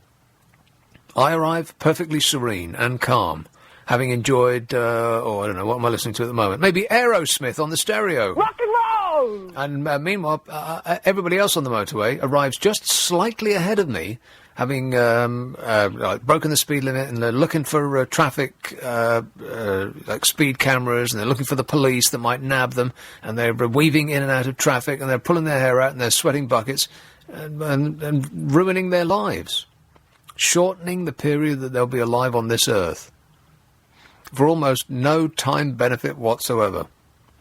Meanwhile, I'm cruising in the slow lane. Try it, you'll like it. In the city of London, here's a fellow called Joe. Joe. Hi. Joe. It ain't just people chucking stuff out of their cars. It's people who sit in places like little parks and gardens who are a couple of feet from a dustbin and still end up chucking their litter on the floor. Yeah, I agree. I mean, get up, couple of steps, rubbish in the bin. But it don't seem to happen. And I wonder if it's partly the same reason that people don't get up on a train or a bus to give somebody their seat. It's like partly it's a hard man thing. Oh, I'm way too tough to put rubbish in the bin.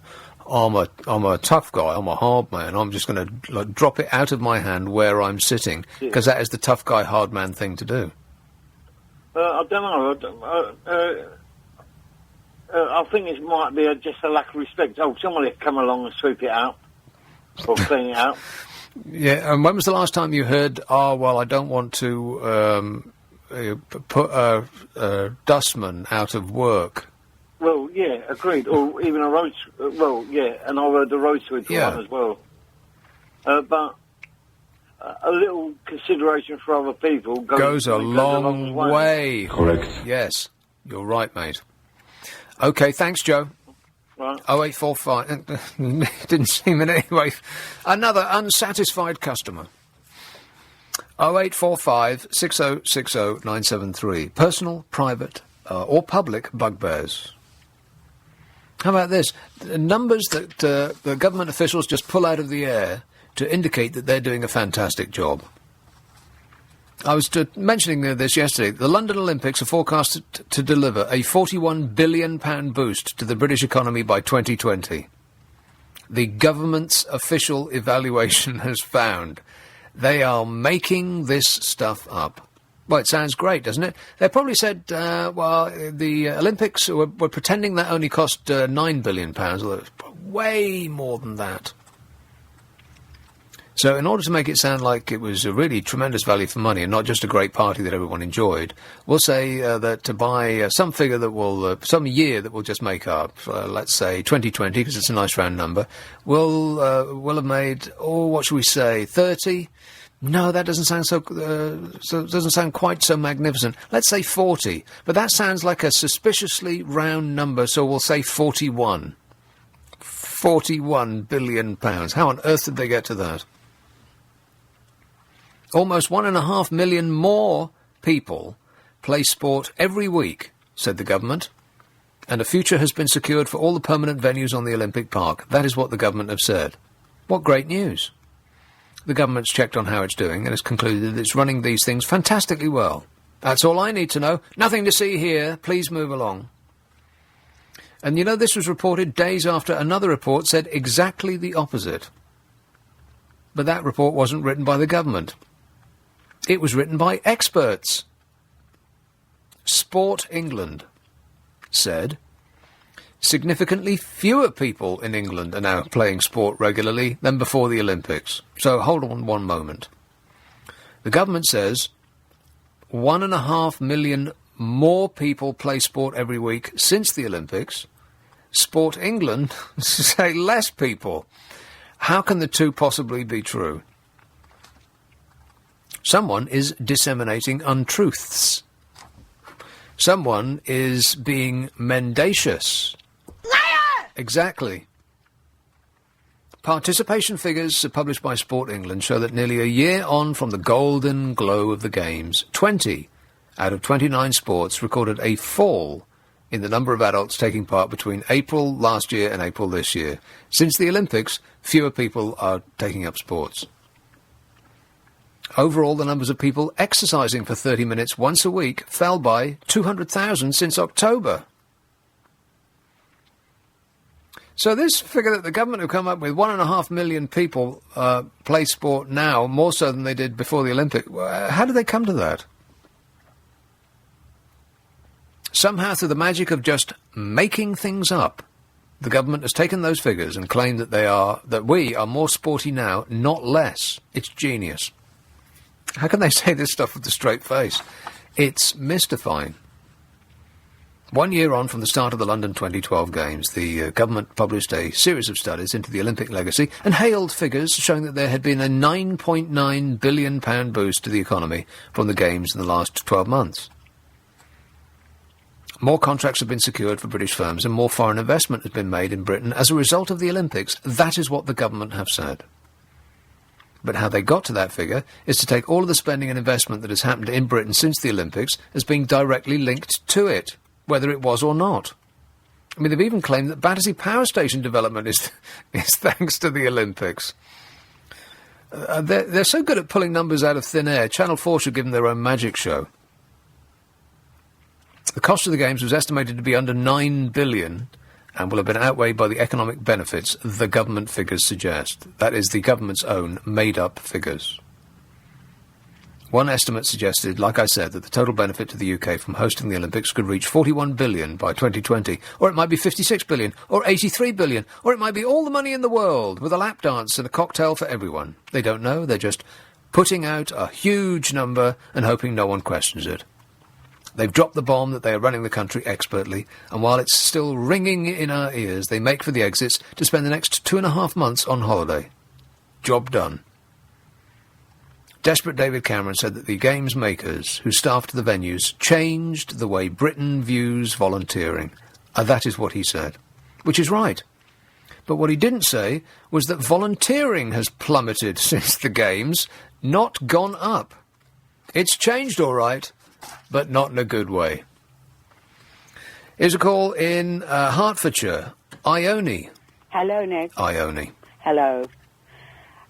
Well, you actually used one of my bugbears when you first of all said less people, and then I know you always say fewer people, and then you changed it to fewer people. That really drives me mad. But the main thing is people who misuse blue badges. Oh, yeah. I have a blue badge. And if I'm going to go into the shop and use the trolley, then I park there. But if my daughter goes in for me and I'm the driver, I park somewhere else and wait until she comes out, or she parks somewhere else rather and waits until I come out. And people who park in blue marked bays when they haven't got a badge, I want to kill them. Well, let's not get carried away. And I read a lot of detective novels, and I have a lot of knowledge. Right, so you know how to get away with it. People. Yeah. So, so I think they should watch out. So, wait a minute, you have a blue badge, and yet you don't use it unless it's absolutely necessary. No, I use it. But if I'm on my own, then I park in a bay. Right. If my daughter, if I've got my daughter in the car or anybody else, I don't, and she goes into the shop for me. Right, while you wait in the car? Yes, I wait in the car in a different place. I don't take up a bay. Right, so that is exactly what I said. That you is don't. That what you said? Yeah, you don't use it. I'm sorry, I wasn't listening. That's okay. I don't listen to me either. No. Well, most of this show comes as a complete surprise. Oh, exactly. Exactly. Yeah. Oh, do you want another bugbear? Sure, why not? People who write to me from companies and say, "Dear Ione," they don't know. Sky writes to me and says, "Dear Ione." I wrote to Sky and I said, "Stop calling me Ione. Yeah. I'm Mrs. to you." Right. And they've never replied. Can you understand that? Can you believe it? Yes, Mrs. I can. Never replied. Yeah. And who else is it? Oh, I can't remember. When banks or other similar august institutions call me on the phone, and some scrofulous, spotty youth on the other end says, "Can I call you Nick?" Yes, I think no, you cannot. But I say yes, sure, why not? Because I don't. With a brief tap on their keyboard, they could disappear all of my money. I'm very stroppy on the phone. Yeah, you sound it. Yes, I am. And I've got thousands of bugbears, but I can't think of any more. Well, you should make notes, Ione. That's one of my bugbears, is people who call up and they can't remember what their bugbears are.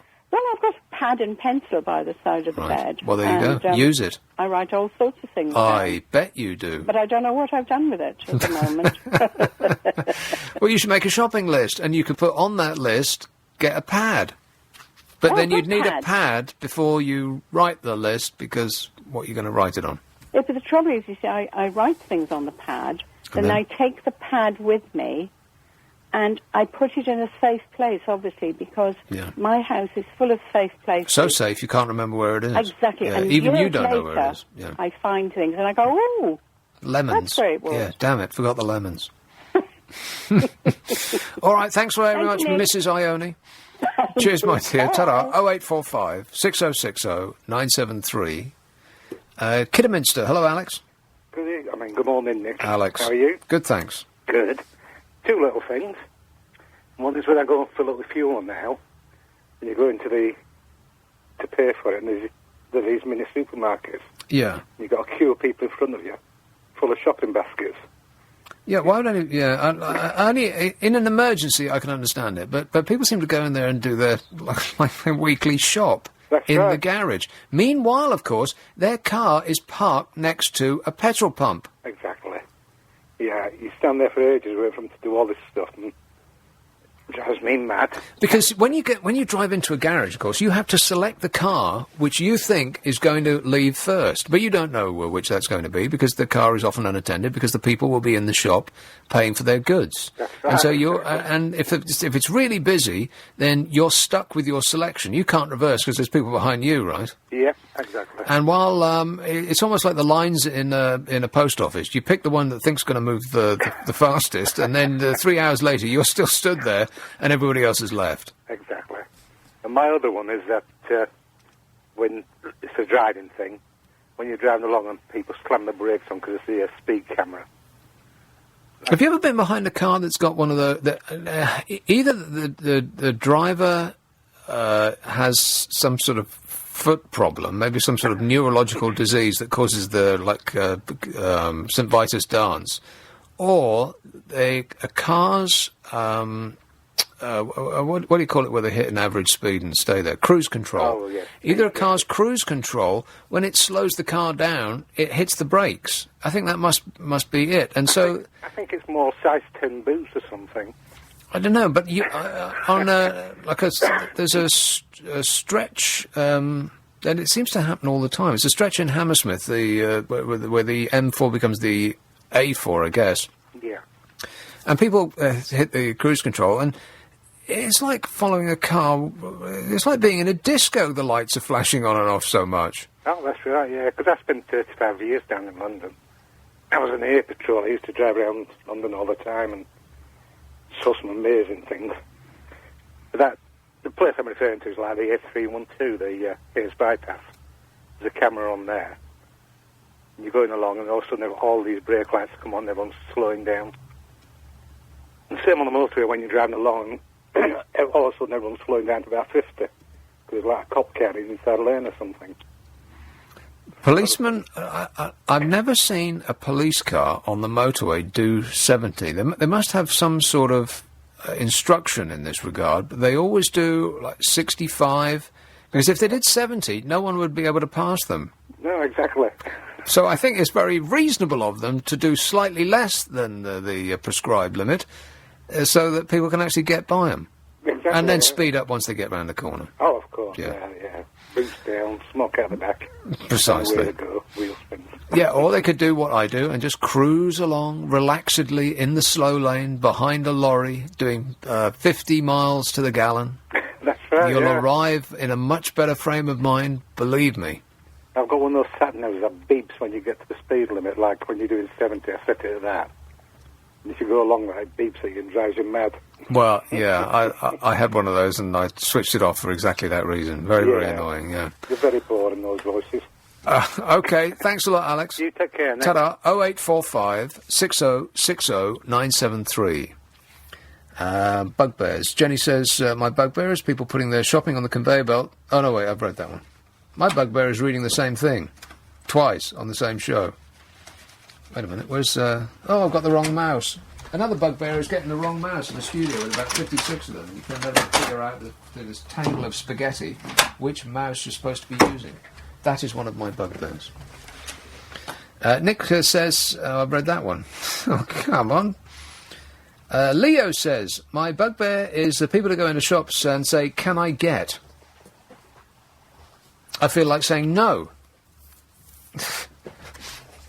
The lady or the man behind the counter gets it. You just pay for it. It's an American thing. And it always sounds very rude to me. Can I get a coffee? Can I get this or that? Please, may I have? Correct. I mean, it might sound old-fashioned, but it's polite, isn't it? Orpington, hello, Ray. Hi, hello, Ray. Well, I had a real surreal experience of the future yesterday. You had a surreal experience? I was phoning EHIC, nothing to do with Alcoholics Anonymous, the European health cover people. Oh, yeah. I got this extraordinarily patronising machine. It was a female voice, but you spoke to it, it confirmed the details you're given, it knew my street, and it... Excellent. Well done. Very good. She'd gush. Then she says, I've just got to confirm your details. I've just got to confirm your details. I've just got to confirm your details. I've just got to exterminate. Well, I made that bit up. But it just went mad. It blew a fuse. And a live man cut in, and I had to start again from the beginning. But it was so disconcerting because you were almost lulled into believing you were dealing with a sentient being that suddenly went mad on the end of the line. Have you ever seen that film Westworld? Yeah, oh yeah, the Yul Brynner one. Yeah. Yeah. Where the robots go crazy and start killing people. It will happen. Well, that's it. The other thing, and also yesterday, have you noticed how the heat causes people's tempers to start fracking? I mean, as is my wont, I was browsing the headlines in a supermarket. I never actually buy papers. But I was minding my own business. I wasn't in anyone's way. I was conscious of this old lady sighing and glaring at me. At first I thought she was sighing because the headline was 95 degrees next week. So I thought she was exhausted heat. Yeah, she was going, oh. Yeah, but she suddenly said, they only cost 50p. No, I wasn't, and I said to her, it's a problem for you, madam, but she was stalking off. I refrained from saying I can't afford 50p. So wait a minute. She was... It's like the owner of a shop saying, this is not a library, you know. Oh, yeah, well, if the owner of the shop had said it, I'd accept it. But I wasn't in her way. It was a sort of stand with four sides. So I wasn't in any way bothering her, but I was... Yeah. I almost tempted to say, I can't afford 50p because I'm paying for your pension, but I thought that would have... She really would have. Yeah. She'd have blown a fuse. She would have gone home to get her gun. Yeah, people just start lashing out unreasonably. Well, they can't contain themselves. I know. I thought, well, I'm not in her way. She was sort of browsing round the papers. And I thought, what have I done to upset her? You know, but as I say, it only costs 50p, you know. Well, that sounds like an unhappy life speaking at you. Well, well, that was it. That was it's nothing to do with you, Ray. There's many other... I just have that effect on people. Well, yes, that could actually be it, yeah. It might be just you. Yeah. Thanks a lot, Ray. Okay, cheers. 0845 6060 973. Jenny says, I was fed up with people parking right next to me, so I asked one of them why they did it. And apparently they needed to be next to another car to be able to park straight.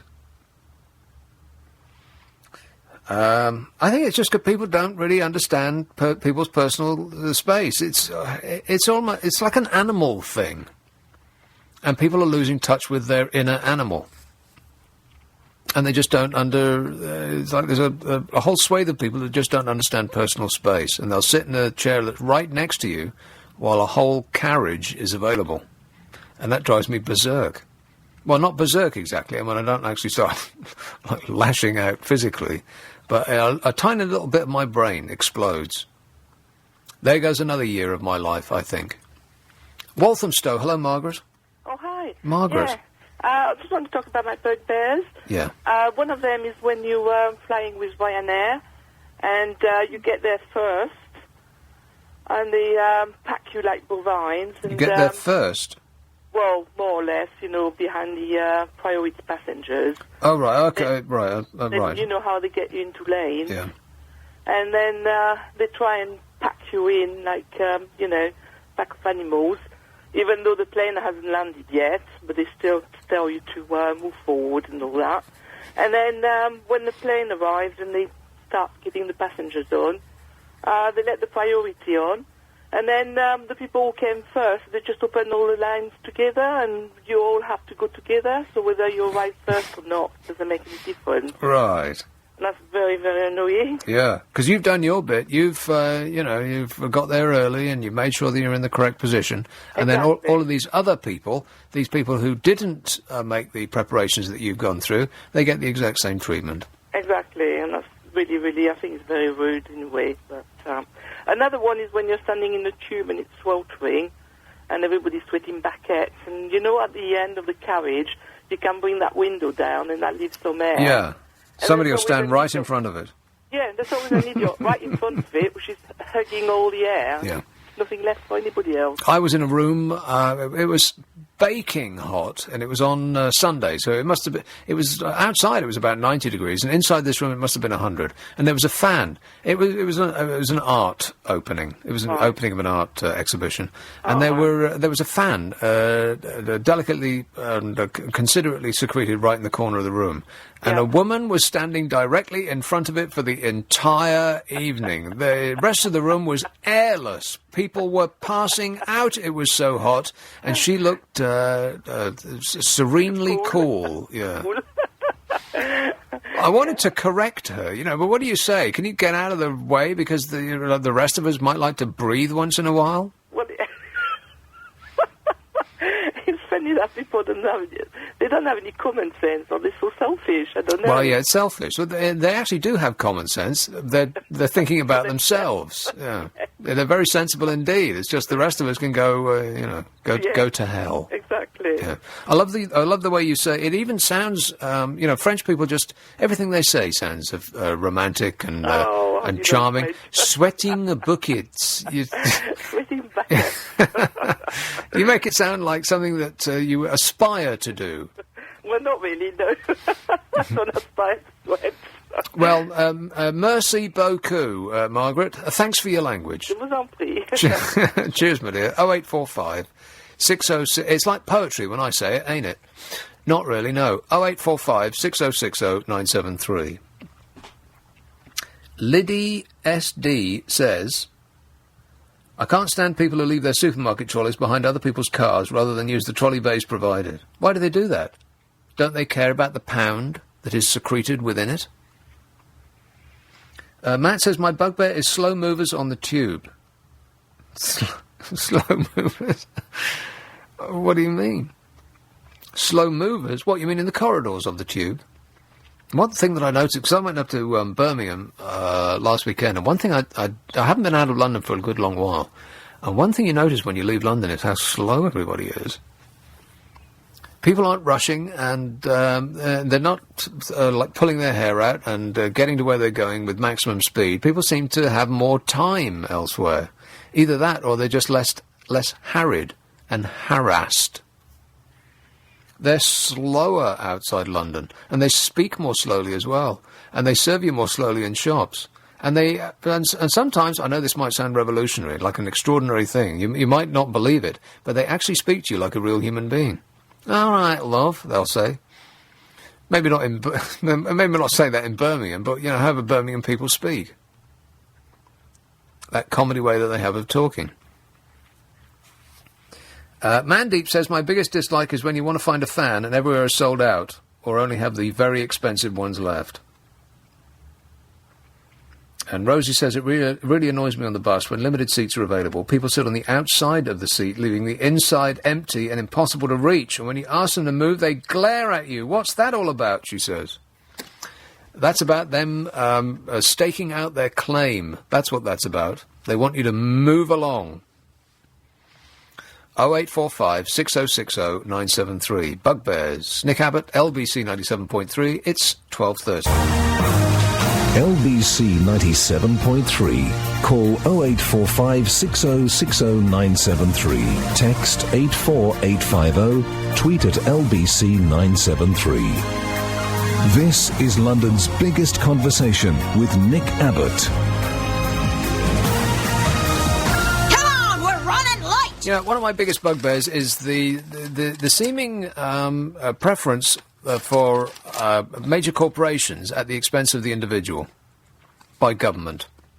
Do you see the front page of The Independent today? Good grief. Unpublished official report reveals industrial-scale blagging on behalf of insurance, financial service and legal companies. Hundreds of thousands of bogus calls made by investigators seeking personal information about members of the public. And the authorities have known about the scandal for at least 10 years. What? I am stunned. The vast scale on which private investigation agencies have been used by the financial services sector, boo, to illegally raid institutions for personal data on members of the public can be revealed today by The Independent. What a plucky little newspaper you are. Thank you. British law enforcement and other government agencies have known for more than 12 years that sophisticated blagging tactics have been deployed by investigators commissioned by insurance firms and finance companies and solicitors. And they use the techniques to illicitly obtain private information by raiding official sources, including the National Health Service, Customs and Excise, Social Security, Royal Mail, high street banks, utility companies, credit card firms and councils. Is there a single organisation, private or otherwise, that is not currently spying on us? Like, just one? No. No. And it's not getting better, it's actually getting worse. The Independent newspaper has obtained a copy of a handbook used by the blaggers that helped to build up an entire illicit sector in the commercial raiding of government departments. Your information is not safe for the government. The manual has been in the possession of the authorities since 2001. That's 12 years ago. It formed part of a wider Baird project. Turn page. This Baird project report, compiled by the Information Commissioner's Office and Inland Revenue on the growing threat to private data from illegal methods used by teams of tracing agents. The report, which has been seen by The Independent, identified hundreds of thousands of bogus calls made by tracers on behalf of insurance firms and solicitors and banks. I couldn't have said it better myself. The Baird Benefits Agency Inland Revenue Data Project was a multi-agency government investigation team set up in 2000. It revealed in 2001 that the finance sector was bankrolling a dirty trade in the illegal tracing of personal data. Hundreds of thousands of bogus calls were identified. One bank, the now defunct London Scottish, was raided by this team, the Baird team, as long ago as 2000. Other clients for the blagging firms included high-security Category A prisoners who were able to obtain information capable of persuading witnesses to change their evidence against them or of nobbling juries. Are we stunned yet? The Telephone Blaggers Training Manual makes clear how sophisticated the blaggers had become. It sets out in intricate detail the methods of tricking public officials, from health workers to postmen, into disclosing private information about individuals. It also suggests obtaining a subject's bank details by bugging rooms, carrying out physical surveillance, mail interception and telephone interception. We thought it was just the Americans that were peeking into our lives on behalf of the Brits, but it seems like everybody is. The ICO, you know, when you go to the bathroom next, I would check behind the mirror. There's probably a camera there. The ICO has been in possession of the manual since at least 2001, 5 years before it published What Price Privacy, a document that revealed how media organisations in particular were using tracing agents to illicitly obtain personal data. Well, you might imagine that all of these organisations are going to be corrected by the law. They will be hauled up before the courts and given the sternest penalties possible. That is what you would expect, eh? No. Of course not. Their penalty is that they get off scot-free. Because Britain's FBI has ordered a powerful committee of MPs to take extraordinary security measures to protect the identities of blue-chip organisations that hired these criminal private investigators. They're protecting the identities of the people what done it. The head of the Serious Organised Crime Agency has told the Home Affairs Select Committee that he will only share a list of companies that hired corrupt PIs to hack, blag and steal private information to further their commercial interests if they agree to a series of specific prescriptions. Trevor, the agency's Director General, said SOCA's requirements in respect to the storage of confidential material is that it's kept in a safe, in a locked room, within a secure building, and that the document should not be left unattended. The sensitive material has been formally classified since The Independent last month exposed that the commissioning of illegal hacking went beyond the newspaper industry. SOCA chairman Sir Ian Andrews told Parliament that publishing the information could breach the this is the beautiful part of it, and you might want to sit down and grip onto something firm. The reason that we're not allowed to know about it, about who is spying on us, and when they're doing it, and what they've got on us, and why, and all the rest of it, is because, and I quote, publishing the information could breach the company's human rights and undermine the financial viability of major organisations by tainting them with criminality. Now, do you want me to pause while you chew that over for just a second? The reason that you can't have the name of the companies that have done criminal things is that those companies might be thought of as having done something criminal.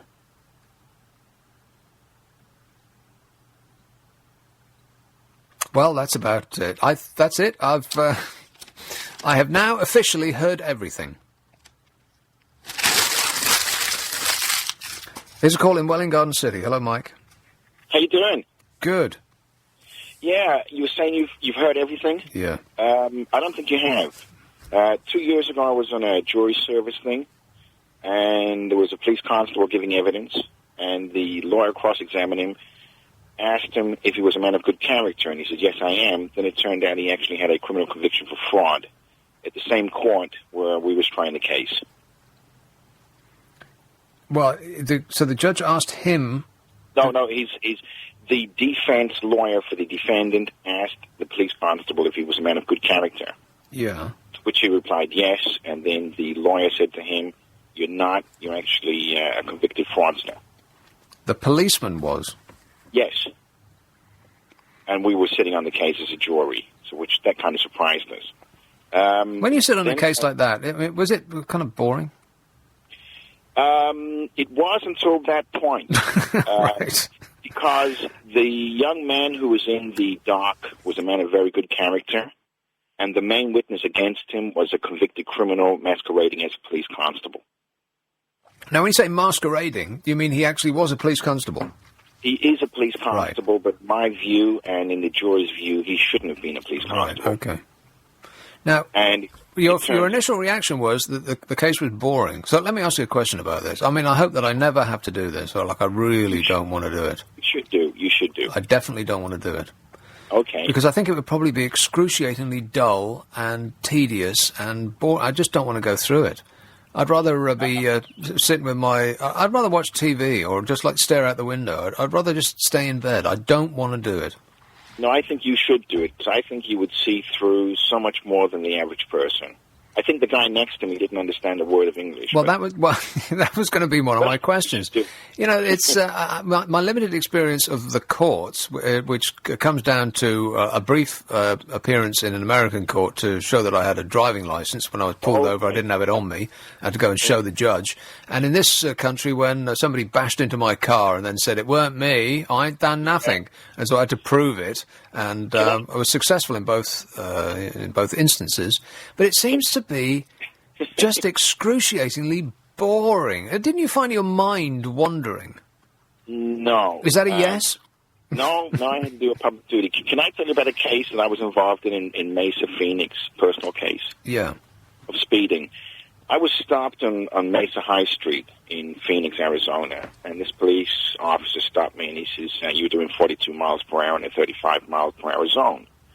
So I said, okay. I said, can I see the evidence? Because the evidence is my eyes. So I said, you don't have a radar gun? He goes, no. He goes, my eyes are trained to... So I went to court with this before a judge, and the case was presented, and I said, she says, yes. I said, can we test him? Can I personally test him? She goes, no need. Case proven. $1,000. What? Yes. Wow. You've been stitched up, Mike. It's just... But anyhow, I did some more research after the case of the British police constable, the criminal police constable. And it turns out recently that we have 549 metropolitan police constables with criminal convictions. And in the whole country, we have 3,000 police constables with criminal convictions. Wow. And they range from theft, robbery, GBH, indecent assault, forgery, burglary. And I'm just asking myself, where are they recruiting these people from? Brixton Prison? Well, maybe they're experts on crime. They know a criminal when they see one. Hey, let me ask you about Mesa in Arizona, because I've been to Phoenix, and Mesa's near Phoenix, right? Yes, you got Mesa, Scottsdale. By the way, my sister is listening to your show right now. My sister Rose, she's a theater nurse. She's listening to your show right now. She loves your show. From Phoenix? From Mesa, right now she's listening to it. So hello, sis. Hello, sis. Now, is Mesa the place that has a restaurant called 2 Pesos? You've got me there. They've got a lot of restaurants. That's not what I'm familiar with. 2 Pesos is a Mexican restaurant in either Mesa in Arizona or in Phoenix itself, which has its speciality is margaritas. So yummy. They sell margaritas so strong that it could peel the paint off a table. And they wait a minute, and they sell them in a drive-through. It's so popular they have a double drive-through, 2 lanes, so you don't have to wait. You're driving a car and drinking a margarita. Have you been to Mesa? Have you been to Phoenix, Mesa? Well, I thought that's where I was. I can't tell the difference between the two. It's all I know is it's hot, but it's a dry heat. Okay, because I remember a few weeks ago you were saying you was hiking, and these guys stopped you, and they looked like gang members, and they said... Oh, that was in L.A. That was in Los Angeles. I'm the stupid person that hitched inside Los Angeles. Lucky to be alive. Listen, can I just say one other thing? A few weeks ago, I was really having a bad time, and I was listening to your show, and there was a guy on your show, and he was talking about spinning plates. I don't know if you remember this, but he was saying about the financial situation, and it's like spinning plates. You keep spinning plates, and if you don't keep spinning them... Anyway...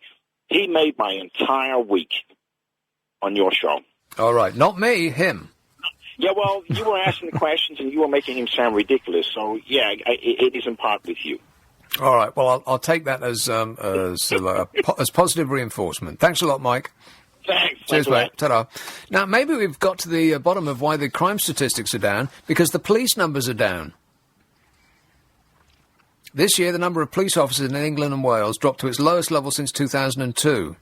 And the consequences should be that crime figures are up. Unless it's the police that are committing the crimes. Maybe we've cracked it. The reason that the crime figures are down is because we've got less police, not more.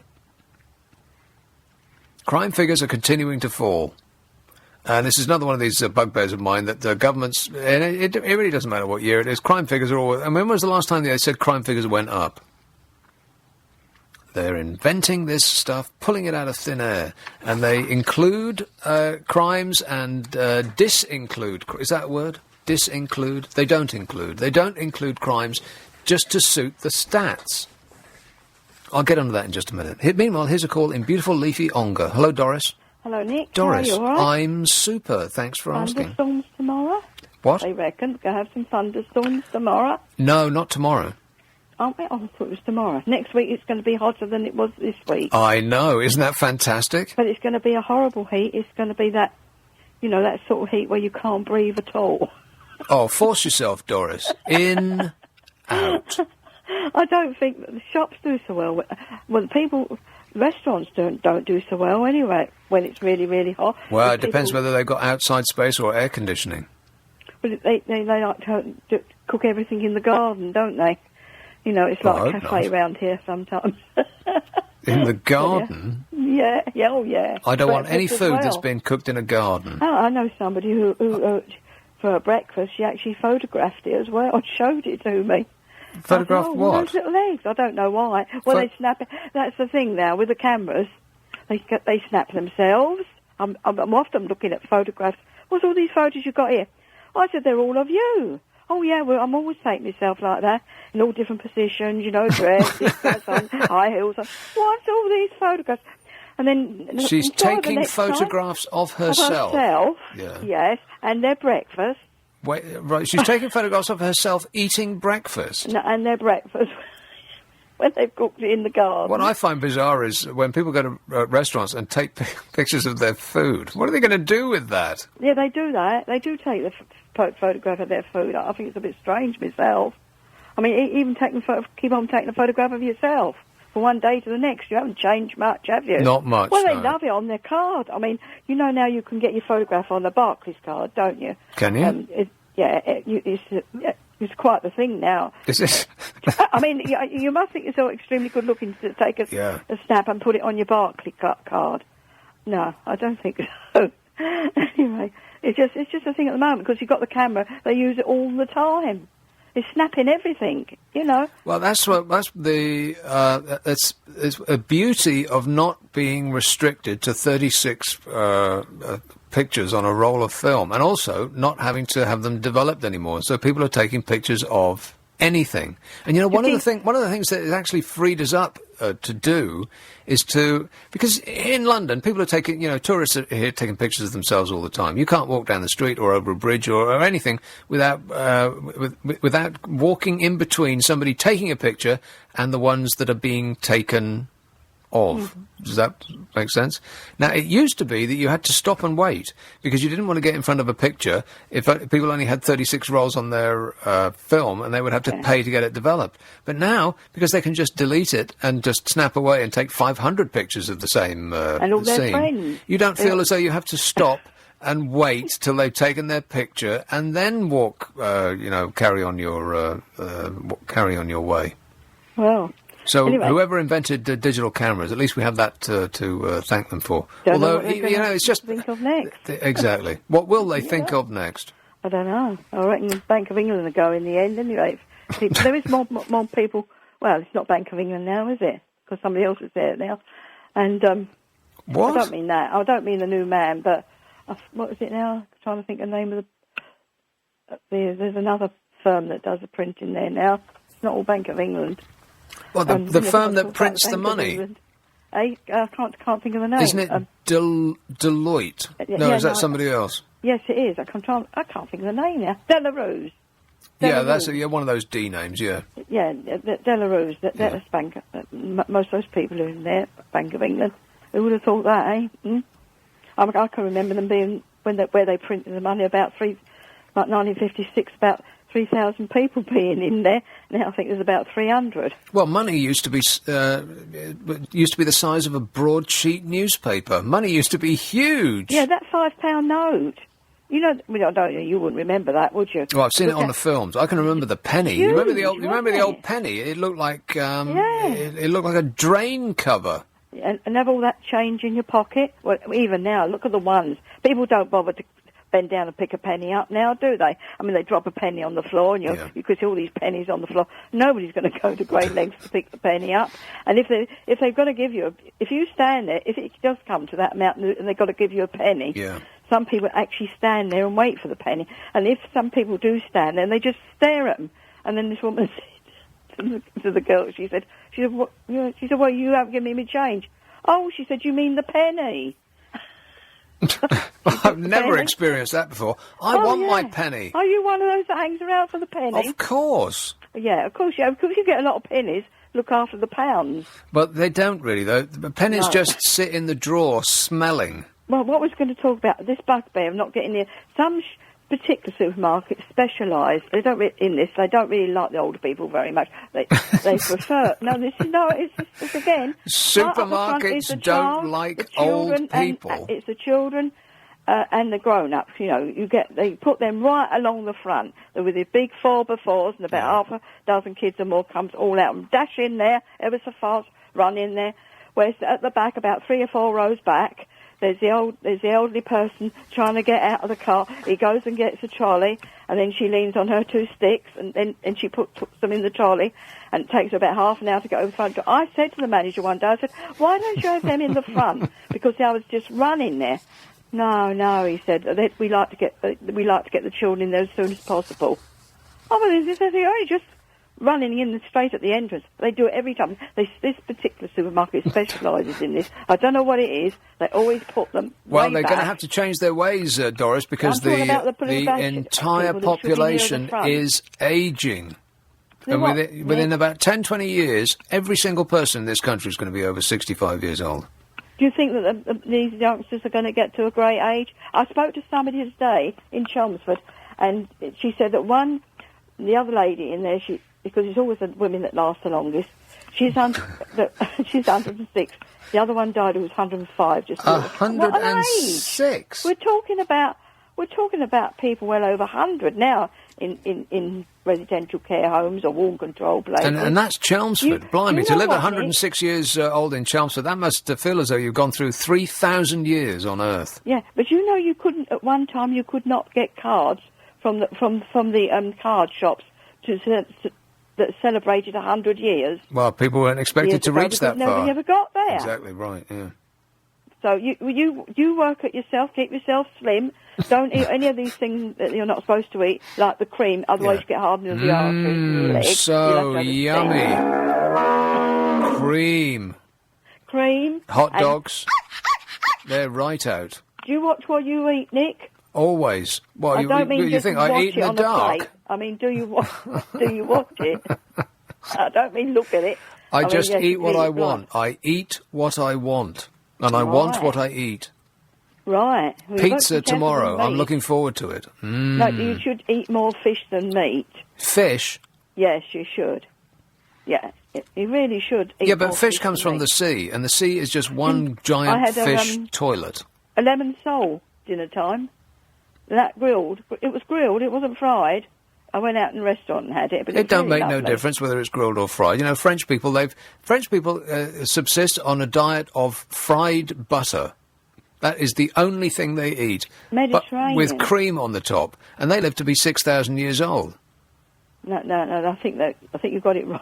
Well, I may have inflated the statistics just a little bit, but they live to be a ripe old age, and nobody could figure out why. Why do the French eat so much butter and so much cream, and they drink so much red wine, and they live to such a ripe old age, and it's the red wine that does it. Until they'll say, you know what? Sorry about this, but the red wine is what's killing you. It's actually the cream. The cream is killing you. No.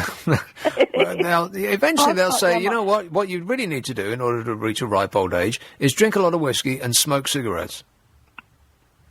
Well, you only get 1 in a million who smokes all their life. They get that other disease. No, a lot of people smoke all their lives. It's just that they don't live that long. That's all, Doris. It seems like all their lives. Let's put it like that. No, it is all their lives. They just don't have a very long life. That's all. No. Well, you just think every time you eat and to get it right. I mean, I'm getting very old. I'm very old, actually. Yeah, I'll say. Yeah, and you're very old. Yeah, and my husband's had his eye test today. He said he decided that he's going to have some glasses. You know, that's an amusement. Well, with glasses, you'll be able to watch what he eats. Yeah, well, when you go in there, the eye test, you know, when it's A, E, G. They say to you, Nick, what is it they say? Is it right? Or, what looks better, this one or this way? Is it clearer with this one or is it clearer with that one? And I can never tell, so I just guess. No, you should ask them to go back a bit. Yeah, can I see that one again? Is it this clearer or is it that clearer? Yeah, that's right. All right, cheers, my dear. I've got to go, Doris. Okay, I could sit here talking to you for the rest of my life. But you know what? I don't want to. And so I must talk to, and when I say must, that is actually in my contract. I have no choice in the matter. It's Christo.